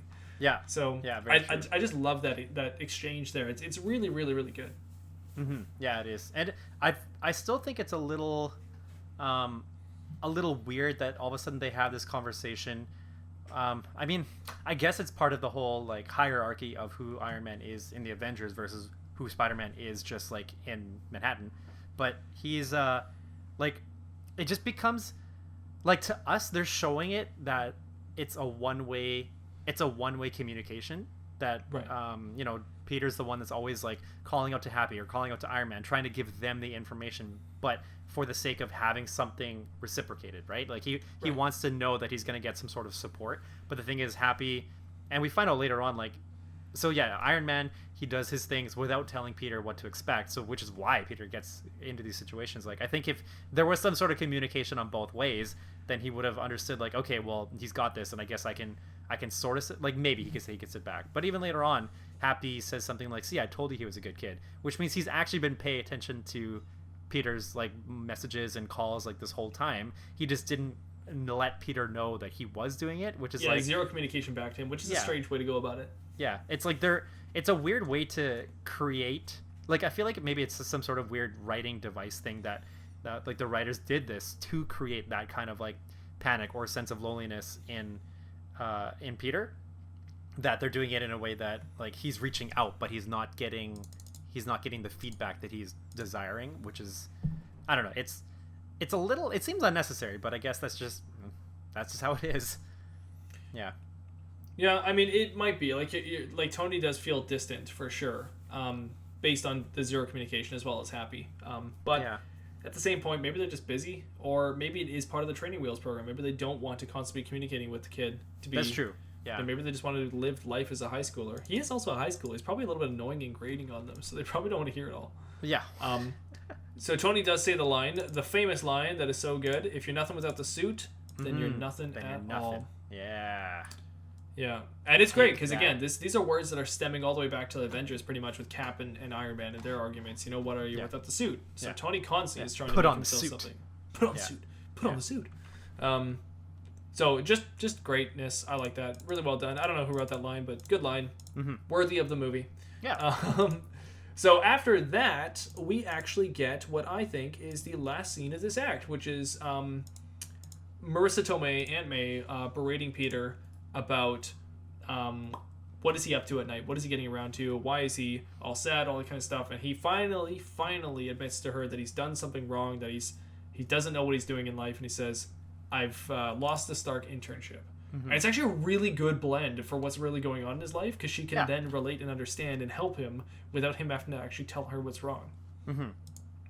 So, I like that, and good scene, and that's where I end Act 2. That's where I end my Act 2 as well.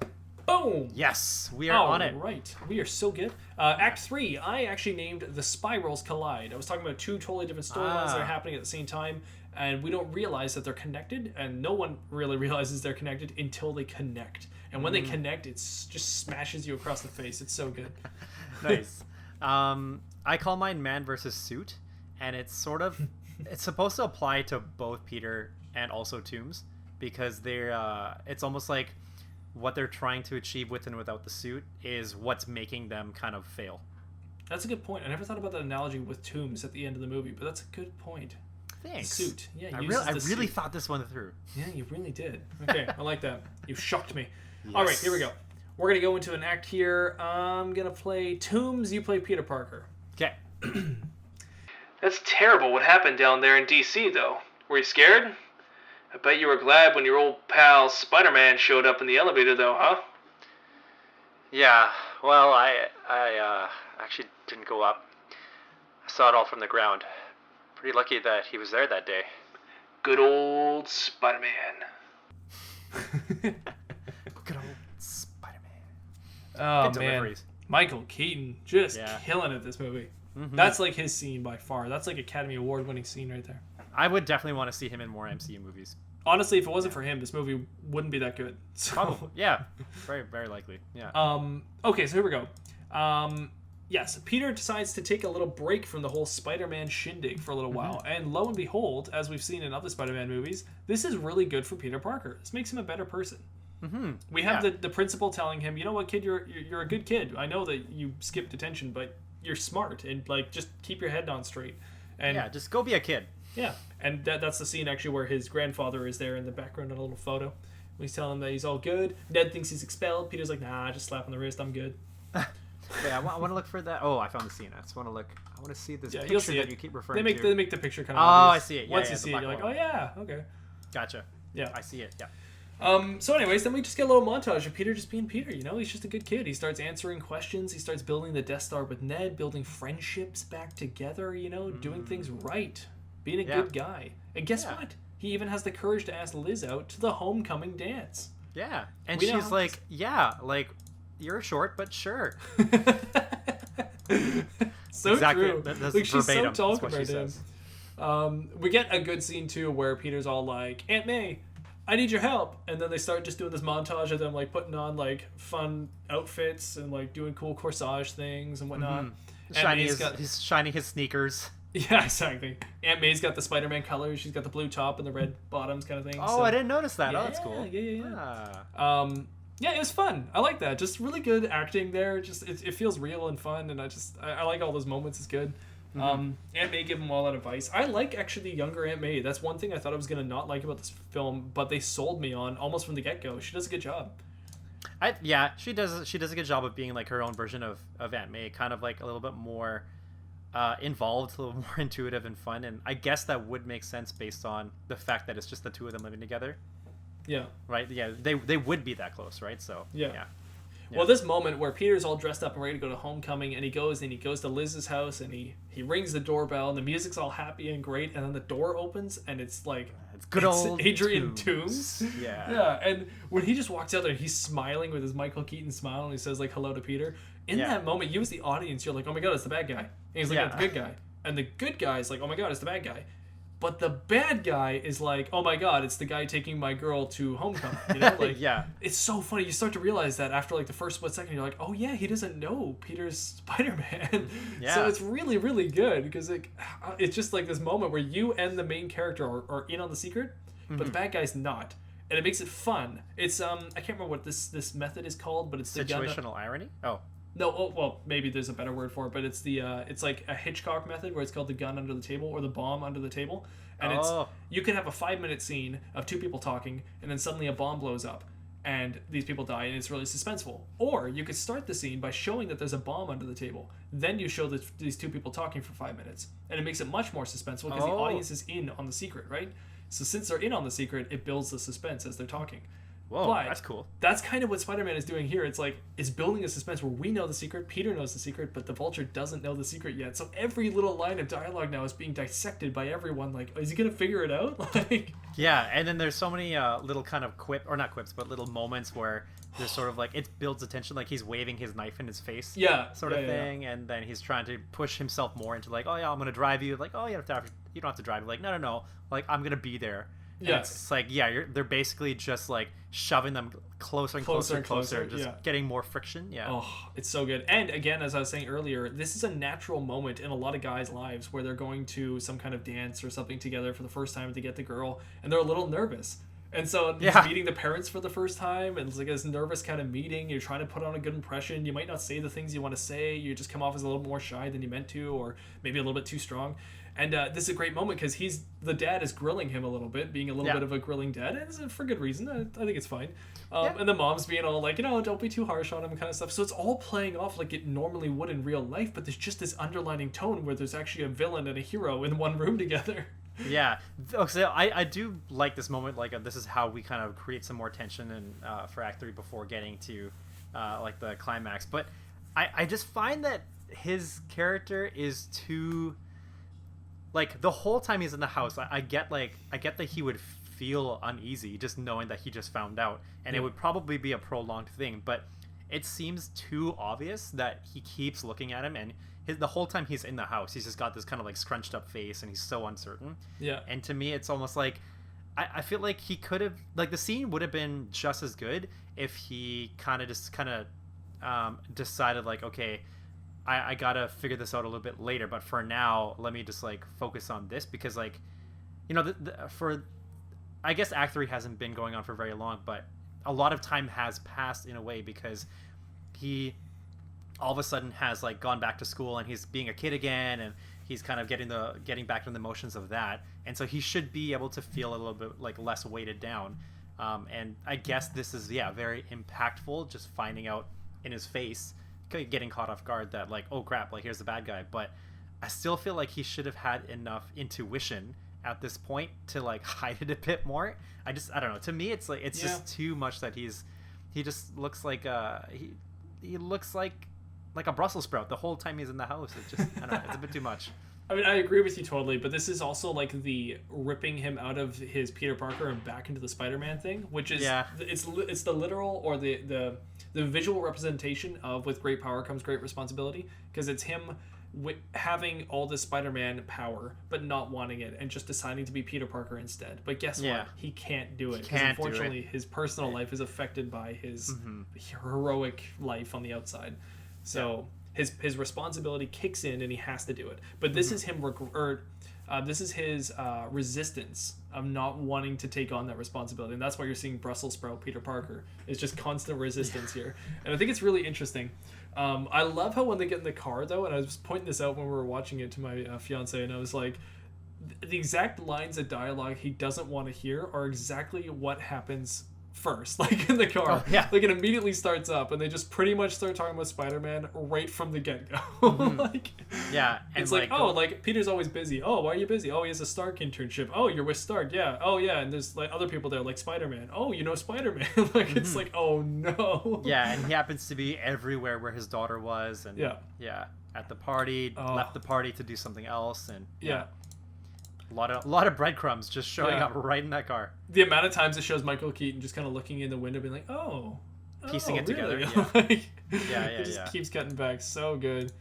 Yeah, he wasn't at the party very often. Oh, I love that. And then obviously the great scene with the traffic lights that we did earlier here, with the lines of dialogue, when Michael Keaton understands now that he is Spider-Man. It's such a good. The traffic lights go from red to green, and then his face is all lit up green, and it's led to be a little bit more like intimidating. Oh, it's so good.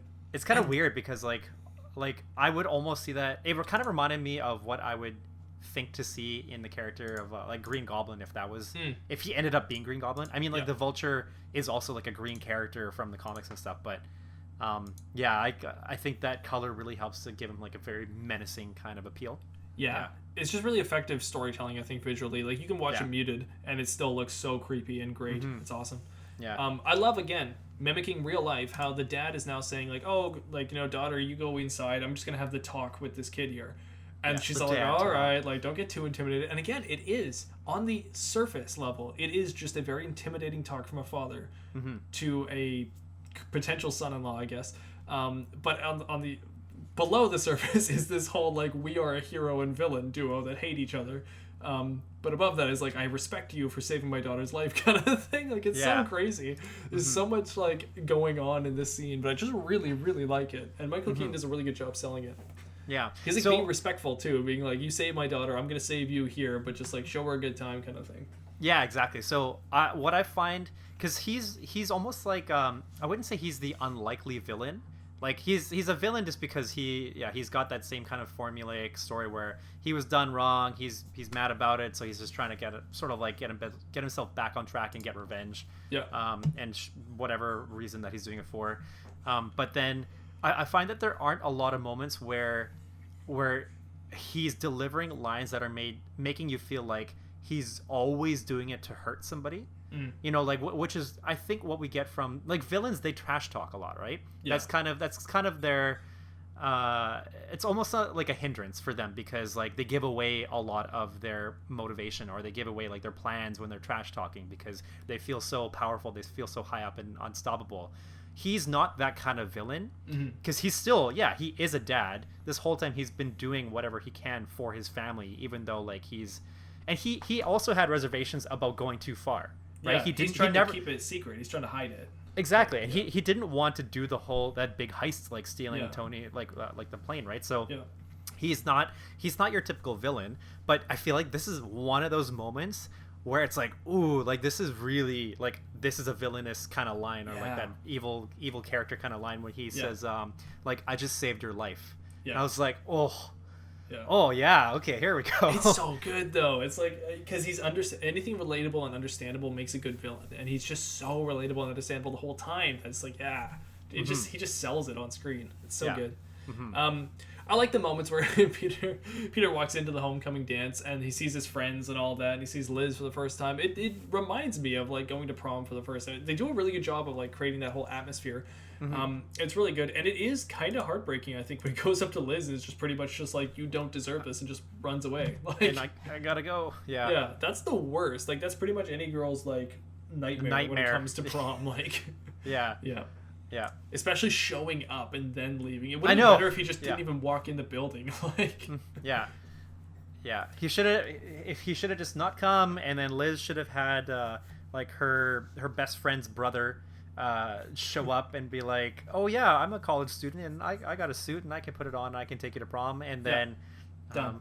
And then later on there'd be Ross and Rachel, done. Yeah, exactly. That would have been perfect, but no. She's my best friend's girl. So I don't know why By the way, I'm glad you got that reference because it took a while to kind of paint that picture, but I don't know why the Shocker is waiting for Spider-Man outside of the high school. It doesn't make any sense to me. He says, oh, you made the wrong choice, kid, or whatever. Like, he gave you one choice. And then he, like, punches him, and he starts fighting him out here. But I'm like, when did the Vulture call Shocker and be like, hey, just so you know, Peter Parker is actually Spider-Man. He's at the high school. I just gave him a choice to either stay here and do that, or what is he doing? This in the car right now? And if he is, where is Shocker? Probably at home eating a burrito or something. Yeah. And then he's like, okay, I'll be at the school in half an hour, delay him a little bit, give him a longer dad talk. It's just so weird that he's suddenly there. As soon as Peter walks away, suddenly the Shocker is there to give him this weird fight scene with the school buses. It feels very forced, and I don't like it. Yeah, it's just a weird sort of time, like lack of time skip sort of thing. Yeah. They didn't need the Shocker villain in this whole movie. I don't mind him being there, but they didn't need him to be a villain. He could have just been a side thing for most of it. Yeah, I would have been okay with that. Sort of like Scorpion. Yeah. I like how Peter goes and runs off to go find the Vulture, and he ends up going to Flash's car, and ends up stealing Flash's car here. Meanwhile, Ned goes off to go and be the guy in the chair. I like these little moments. These are really fun. Seeing Peter driving a car was really funny. I thought that was a good moment. And he looks so short in it. Yeah, I know. Which is probably, I'm sure it's on purpose. Yeah, no, he's good. And like Ned just like spinning around, be like, guy in the chair. Like, they gave him realistic things to be searching up too, which is really good. Like locations, GPS, okay, fine, Google Maps, like specs of the car. Specs of a car, yeah. It's like, okay, awesome. Like, these are very just basic IT things he could search up. So I like that he's doing those things. I like it. Yeah, and then his excuse later on for why he's there instead of going to the dance, I was looking at porn. I feel like in his brain, he's like, don't say porn, don't say porn, don't say porn. And it just says exactly the same. Yeah. I don't like him going into the backdoor systems to get into Stark Towers. I think it's really strange that some basic high school kid is able to then just call Happy and like go into the back door.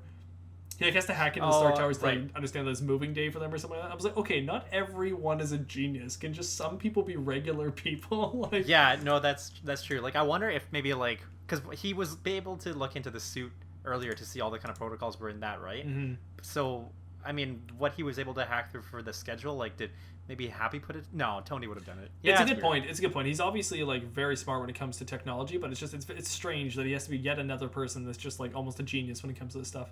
Yeah, it is. Yeah, it's a little bit strange. Yeah. But anyways, Peter learns that it's moving day, and so he decides to go and stop the Vulture from taking away the cargo plane of Stark Industries. got that right. So Peter goes off to the warehouse and he confronts the Vulture. With his new wings. With his new wings. I think, right? Yeah, they're new wings. Are No, they new or wings? new like technology on his wings, because he asks, what is his name, Mason, like the guy who actually To builds put the all vacuum stuff, like... seal thing on it. Yeah. Yeah, exactly. Yeah. I kind of think this is a weird scene here. I don't like it as much as the other scenes with Peter and Toombs talking. I know Toombs says later that he's just trying to distract Peter, but like the things he's saying, they're trying to pull it into like the storyline of the movie. But I just find Toombs, I don't understand why he'd be saying this to a high schooler kid. You know, if it was more realistic for me, I'd see it as somebody who's just like really shocked the kid even showed up.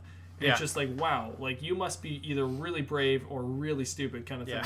Like, I think it would be a much more realistic dialogue for him to be saying. But he starts talking like a basic villain here, just monologuing a bunch. And then the trick is, oh, I was just monologuing to stop you or to delay you before you did anything, right? But it's like, okay, but you're treating him like he's Chris Pratt or something. But he's just a little high schooler kid. Like, I know. It's very strange. It's weird. I guess because he's... So, like I was trying to say earlier, like, he's not, like, that kind of typical villain. He's still sort of... He's a father figure. And like you said earlier, too, that he... actually is sort of saying things towards Peter just to, it's like, I'm helping you, like I'm letting you know you're like in way over your head kind of stuff, right? Which we'll get often for any kind of villain character, I guess, but it makes more sense in this situation. But yeah, it was kind of weird for me because as soon as Peter arrives, Toombs instantly puts on his jacket. I'm like, okay, well, he's basically getting ready to go now. Yeah, he's heading out. That's he's leaving. That's the sign for leaving. Yeah, exactly. So at 1 hour and 42 minutes, that's exactly when he sounds like a bird. By the way, it's Mason tells him. So he brings the house down onto Peter, and everything's rumbling down and falling onto Peter, and Peter gets crushed under all this. And then Mason tells Adrian Toombs, he's like, hey, like everything's ready, let's go. And he says, okay, yeah. And okay, he goes, and he says it like a bird. It's really funny. Oh, I just heard it. Let me hear it again.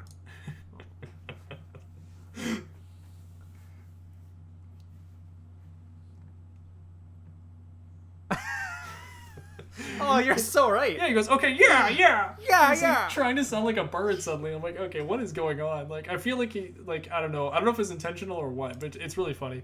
I've never seen him be more bird-like than he is in that moment. You know, I wonder. You know how sometimes, like with filming, like so the actor will do a line and they'll do it a few times, and then maybe like people a few different ways, maybe. Yeah, this is like, oh, okay, no, like try this word instead. Yeah. I wonder if it was just like Jon Favreau just going like, do it as a bird. Try to sound like a bird. And they're like, what? Like, yeah, just try it. Speaking of Jon Favreau, who didn't direct this movie, he's now trying to get everything ready for this cargo plane, which is going up into the air, and they put on their camouflaging tech, which is kind of interesting. It's like reflective tech, so it just reflects what it's seeing behind it, which is interesting. I think it's kind of cool. I don't know if that's realistic or real. It might be, but it's kind of cool. I can see it being real, but okay, I have some issues with this because if I'm sure this would be something that like Tony decided to put on, right? Like, I've got this tech, like let's put it on so that people don't see us getting to where we need to. Yeah. But I feel like if Tony had that foresight, he would have also had the foresight to like have a suit on there or some other kind of like other safety measures. Like, why is there nobody else watching this very, very important equipment? That's a really and good all point. they're relying on is this camera tech. Like, it's really weird to me. Yeah. That's very smart. I never thought about that, but that is very smart. Thank you. Yeah. Based on everything we saw in Iron Man 3, he should have something on this planet. Yeah. Like, I might have missed something, like maybe because he's kind of relinquishing all this control to Happy to just do it, but it doesn't make sense for me for Tony to not have like extreme hands in it, like more hands in it than he needs to. So yeah.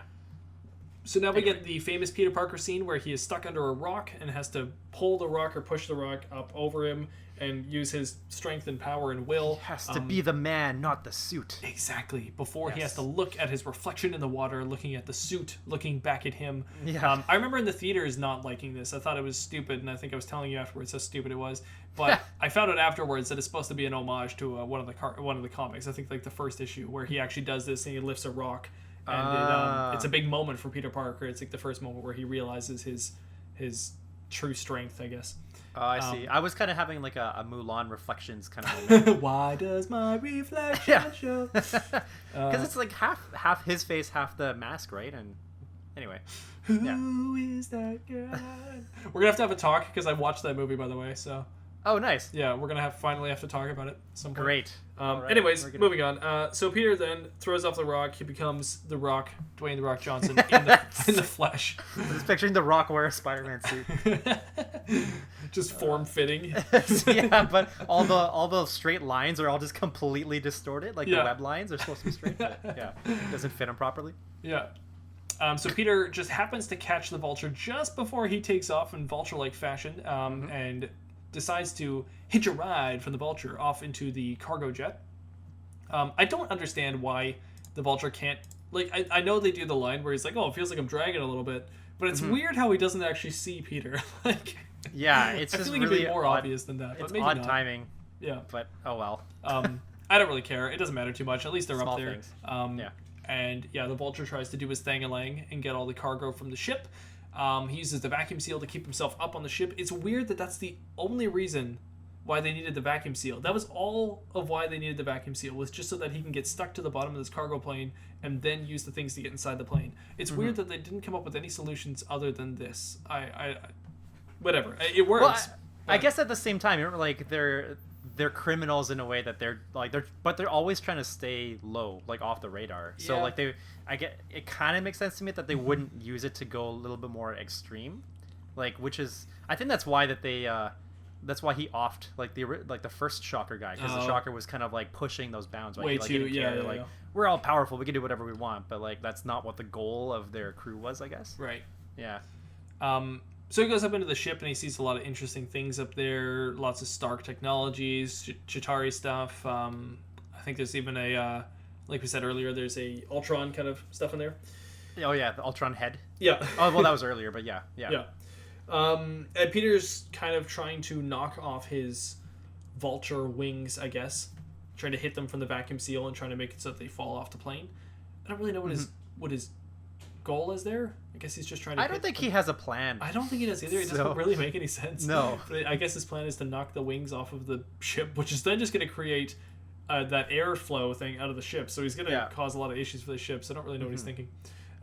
Anyways, so then the Vulture and Peter have a fight on this big plane, and they battle back and forth on the plane, and they cause a lot of damage to the plane as they do this. Yep. Peter almost gets sucked up into one of the engines a few times. Yep. And in doing so, one of the engines completely falls out. And because what does he do? He webs Webs like up. he webs one of them. Yeah, that's right. Yeah, before he falls into it, he webs it up a whole bunch. Yeah. And then so one of the engines falls right out of the plane. The plane starts, it's like on fire. Yeah. And then it starts listing lazily to the left towards New York.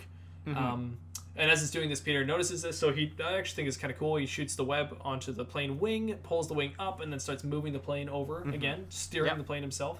I think it's kind of a cool thing, and it takes some smarts to actually know how to do that, so I thought that was cool. And then he decides to shoot for the beach instead of New York City, which works perfectly as the plane just collides and crashes down into the beach. Yeah. Right. Yeah. And we get our final fight scene between Final climactic. Pete and Sorry? the Yeah. Vulture. Pete versus the Vulture. Yeah. Penis Parker. And this fight scene is kind of a bit more brutal. We've got like Peter Parker himself actually unmasked fighting the Vulture, and the Vulture picks him up and just drops him into the ground a bunch. He's punching him in the face and stuff like that. Quite brutal. He's definitely trying to kill him, but he just can't seem to do it. Yeah, it definitely looks like more of that kind of like what you'd expect from the like a typical villain. Like, okay, now he's going on the offensive and really taking out this child. Yeah, like, he's definitely he's very angry in this moment. He doesn't know how he's supposed to get away with this kind of stuff until he notices that there's actually some more cargo left. So he thinks, oh, I'll just grab the cargo and leave, and he can probably still get away with this. Yeah. So he decides to do that. But what happens next? But no, he doesn't. He thinks that his suit is better than his brain or something like that. He has a bird brain. So as he tries to leave, that's when Peter goes, no, the wing. Yeah, so And he's then- trying to save him this time. Yeah. And then unfortunately the Vulture blows up. And Peter tries to save him multiple times. Anyways, the Vulture blows up, and then Peter ends up going and saving Toombs' life from the fire. So he saves him, and he casts him aside, and then he does the very Spider-Man-like thing where he ties him up and puts a nice little note there for him, for the cops to see. And this is where we finally see he's called the Vulture guy. Right. Actually, it's a good point. Yeah, I forgot about that. They say on the note, the Vulture guy. Yeah, because I don't think otherwise we would have heard of any other time where he would have been referenced as the Vulture, or something. Yeah. We've only had Shocker. Scorpion wasn't actually mentioned, but he just had the tattoo. And yeah, we've got the chair guy. Yeah. Or no, guy in a chair. What Guy in other a chair. characters do we have? Punchy guy. Punchy guy? Shocker. He's a kind of a punchy guy. We've got Flash. I feel like Flash should just be like an alias. Like, who names their kid Flash? Anyway, sorry. Yeah, so annoying. Anyway, so then Peter has his nice little moment with Happy there at the end. He showed him the note, and then Peter goes back to school, and everything is good, and he's all happy again, trying to mix that balance between being Peter Parker and Spider-Man. How does he figure that out? Yeah, so, and then how does he go to the bathroom without Michelle getting mad at me? Or MJ? Oh, I know. Exactly. Where are you going, Peter? Why are you... Just kidding, I don't really care. Yeah. You know what's funny? I actually really liked that moment where she's like, where are you going, Peter? And then he's like, and he instantly feels caught. And I love that because they're totally joking around with the whole like dynamics they probably will eventually have. Yeah. I wish she didn't play it off as a joke. I think it actually would have been better if she was like, where are you going, Peter? And then he's like, oh, I'm just heading out. And then kind of leaves awkwardly, and she's like, all right. And then just kind of like goes back to the team. I think that would have been way better. Yeah. It's almost like this kind of weird thing where they're trying to give... Okay, like this is one thing that I recall, at least from the cartoons. I don't know about the comics, but like in terms of like conversation between MJ and Peter, like MJ would sort of have the upper hand. Not that they're like they're clashing, but it's just like in terms of just like fun banter conversation. Yeah. Like I just feel like MJ would always kind of come out on top, and it's almost like they're trying to deliver that same thing with this version of MJ, where she has the last line that kind of puts them in like they're kind of speechless, like, oh, what do I say to that, or what do I do to remove myself from the situation? It's almost like that's what they're doing at this point too, because at the end she's like, oh, I don't care, go ahead, do your thing. But then actually, so like it's giving, she does care, but they're like trying to pass it off as like she just won this battle kind of thing. I don't know, it's weird. Yeah, I know. It doesn't work. It doesn't really work. No, it doesn't work. Not for me anyway. Not for us. Not for us. Nope. We're gonna boycott this part of MJ forever. Just this one scene, I'm gonna boycott. Anyway, so then Peter talks to Liz, finds out Liz is moving away. She's not so mad with Pete. She just hopes that he figures his stuff out. Whatever's going on with you, Peter, I hope you just figure it out. I hope you just, like get a spider to bite you, because that'll just solve your problems. Yeah, you should just go walk in spider webs. Yeah. Eventually you'll be fine. Yeah. Take a walk in spider webs. Then Happy Hogan ambushes Peter in a bathroom, and this is where we see the chess kid again, who shows up. It's kind of weird. Happy just kind of shows up to say, like, thanks for the plane. You saved me. Also, Tony wants to see you and talk to you. Why didn't he just pick him up in a car? Like, why does he have to be in the bathroom? Yeah, it doesn't really... it's funny, but it doesn't really make sense. No, not really. And then we get the ending here where Peter then talks to Tioni Stork at the Stork Tower. No, the Avengers place, whatever it's called. The Avengers Institution. And Happy takes him over to Tony, and Tony says, oh, like, good work, kid. You saved the girl, you fought the bad guy, you did the thing, and now you're an Avenger. Yeah. Which is kind of cool, but then also kind of weird. Yeah. That, like, why he disobeyed everything that Tony said to do, and then now since he, like... did the one right thing in some way? I don't know. It's a really weird kind of gamble, but at the same time, it's also... like, so does Tony just get to decide who's an Avenger? Like, is this... because he's not saying it as if it's a joke, right? He's really trying to live it up, like, hey, like, by the way, here's the suit, and you're an Avenger now. Just say yes, kind of thing, but it's just weird. Yeah. I actually don't like the suit. It's not like a knock towards the suit. I don't think that they did a bad job with the suit. I'm just not a big fan of like the fancy tech suits. I don't actually even really like Spider-Man's suit in general in this movie. I prefer much more like low tech Spider-Man than I do like the higher tech stuff. Me too. So I don't like him being able to choose like 500 different webs. I want just one web. I want it just basic. But so then seeing this one when Tony's like even decked it out with even more stuff, I'm just kind of like, no, I'm not really feeling it. So I'm guessing this is supposed to be the Iron Spider outfit, right? Yeah, This is the same homage they're making, Yeah. It's a bit too techie flashy for me. Yeah. But because of these movies and I guess the outfits, like this is why I always saw Peter, like this version of Spider-Man, like supposed to be the one taking over after Tony. Yeah. Like why I figured that in the end like Tony was gonna die, and that the next person that would like take the reins would be Tom Holland's character as Peter Parker. So it's but even still, like the suit itself is kind of just a bit too much because it's so much less of Spider-Man and just so much more of Tony of Iron Man. For sure. It's like what makes the movies work, but it's not really the Spider-Man I know. So I'm glad that he says no to the suit. It's pretty much like hey, sure, I'll take it, but just not yet. I'm not there yet. And I like that. He just wants to be a friendly neighborhood Spider-Man. And you know what? I'm totally cool with that decision. That's a good choice. Yeah, me too. Tony's obviously confused by this, and then needs to come up with news for the press conference that he already had set up. That's a good touch. I like the whole ring and all that. I just find the lines of dialogue with him and Pepper and Happy just a little bit confusing. It's like, I don't know, it's what's about to happen is that Tony's about to propose, but the way they go through it, I almost had to watch it a few times to totally understand that that's actually going to happen, because it was kind of confusing how they said it. I know it's supposed to be sarcastic, it's supposed to be funny and quippy, but it was almost just a little bit too much for me to really understand the context of what's happening in the scene. I think that's true. But almost at the same time, I feel like this, like I can see this as being a Tony Stark kind of move, just being impulsive. Like I can't really see him be the one to really set up this whole like really a romantic moment to actually make it happen. Right. Just like this as kind of like Tony Stark typical recovery. I feel like okay, I can go with that. I like it. Yeah. It kind of feels also a little bit like Marvel was like, hey, we'll give you this little nugget of something you can do that's going to happen for Infinity War. We can have you guys do the proposal if you want, you know. And they're like, oh yeah, cool. And they like get to kind of like bookend this movie with the proposal. Would have been kind of cool maybe to see it on TV or something like that. But like Tony Stark proposes to Pepper Potts or something. It would have been kind of fun to see that a little bit later on. Yeah, like captions on the news or something. Yeah.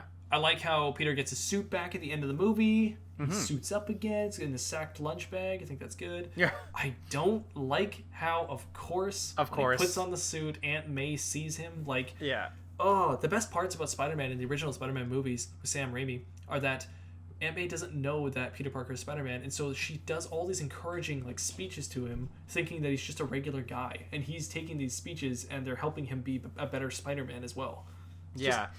I don't know. They're missing out on a lot of good scenes that could have happened if she didn't know. Yeah, but okay, also at the same time, like, it's not that he couldn't be Spider-Man, but it's the fact that he put on a suit, and, like, anybody at this point, like, Spider-Man is already a symbol, like, in Manhattan, right? Like, anybody could have a suit, like, buy a suit or get something that looks like him. He didn't do anything Spider-Man-like to make himself actually give himself away as Spider-Man. He wasn't crawling on the wall. He was just standing there. Like, he just finished putting on the suit, and he was just, like, happy that he looked good in the suit. Yeah. So it almost doesn't make sense for Aunt May to have that reaction. Like, why does she could have been like, why did Tony give you a suit of Spider-Man? And he'd be like, oh, he's a big fan or something. Well, yeah. I mean, I guess she could have just put, like, a whole bunch of pieces together, but the thing is, like, it's sort of weird that she wasn't really giving that she was never really given any kind of like breadcrumbs to actually believe that he is Spider-Man, right? It's just all of a sudden there's this one, oh, he's got a suit, he must be Spider-Man. You know what I mean? Yeah. So it's but yeah, either way, I think that last part of the movie is kind of, this is weird. Yeah, I agree. It doesn't make sense. And I wish it didn't happen, but whatever. We deal with it now. It did make some funny moments in the sequel, so it's not a horrible decision. It's just not what I was expecting. So now we get the final after the credit scenes. We get a good scene here with Toombs in the prison, and he meets up with Scorponok. And I don't really understand what Sinister Six, roll out. I don't really understand what Scorpion is doing here. He's got a tattoo of Scorpion on his neck, sure, but like, why is his arm all like got all the stuff on it? You know, he's got all those weird like ties on his arm.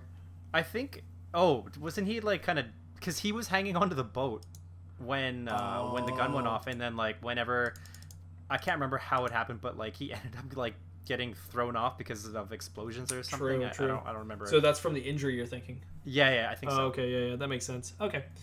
So I do like this little like interaction. Michael Keaton's acting is really good in the scene where he's just like, oh, like word is that you know who he is. Michael Keaton's just so good there. You can tell he knows, and then you can tell he decides to recalibrate in like that one little instance. It's so good, you know, like the way he just like subtly removes his facial. I don't know. I could talk about it for like an hour. It's just like he's so good at just changing his facial expression there. I love it. Great. Just a great actor, really good villain. Yeah, he really keeps up like that upper hand kind of mentality. Yeah. Yeah.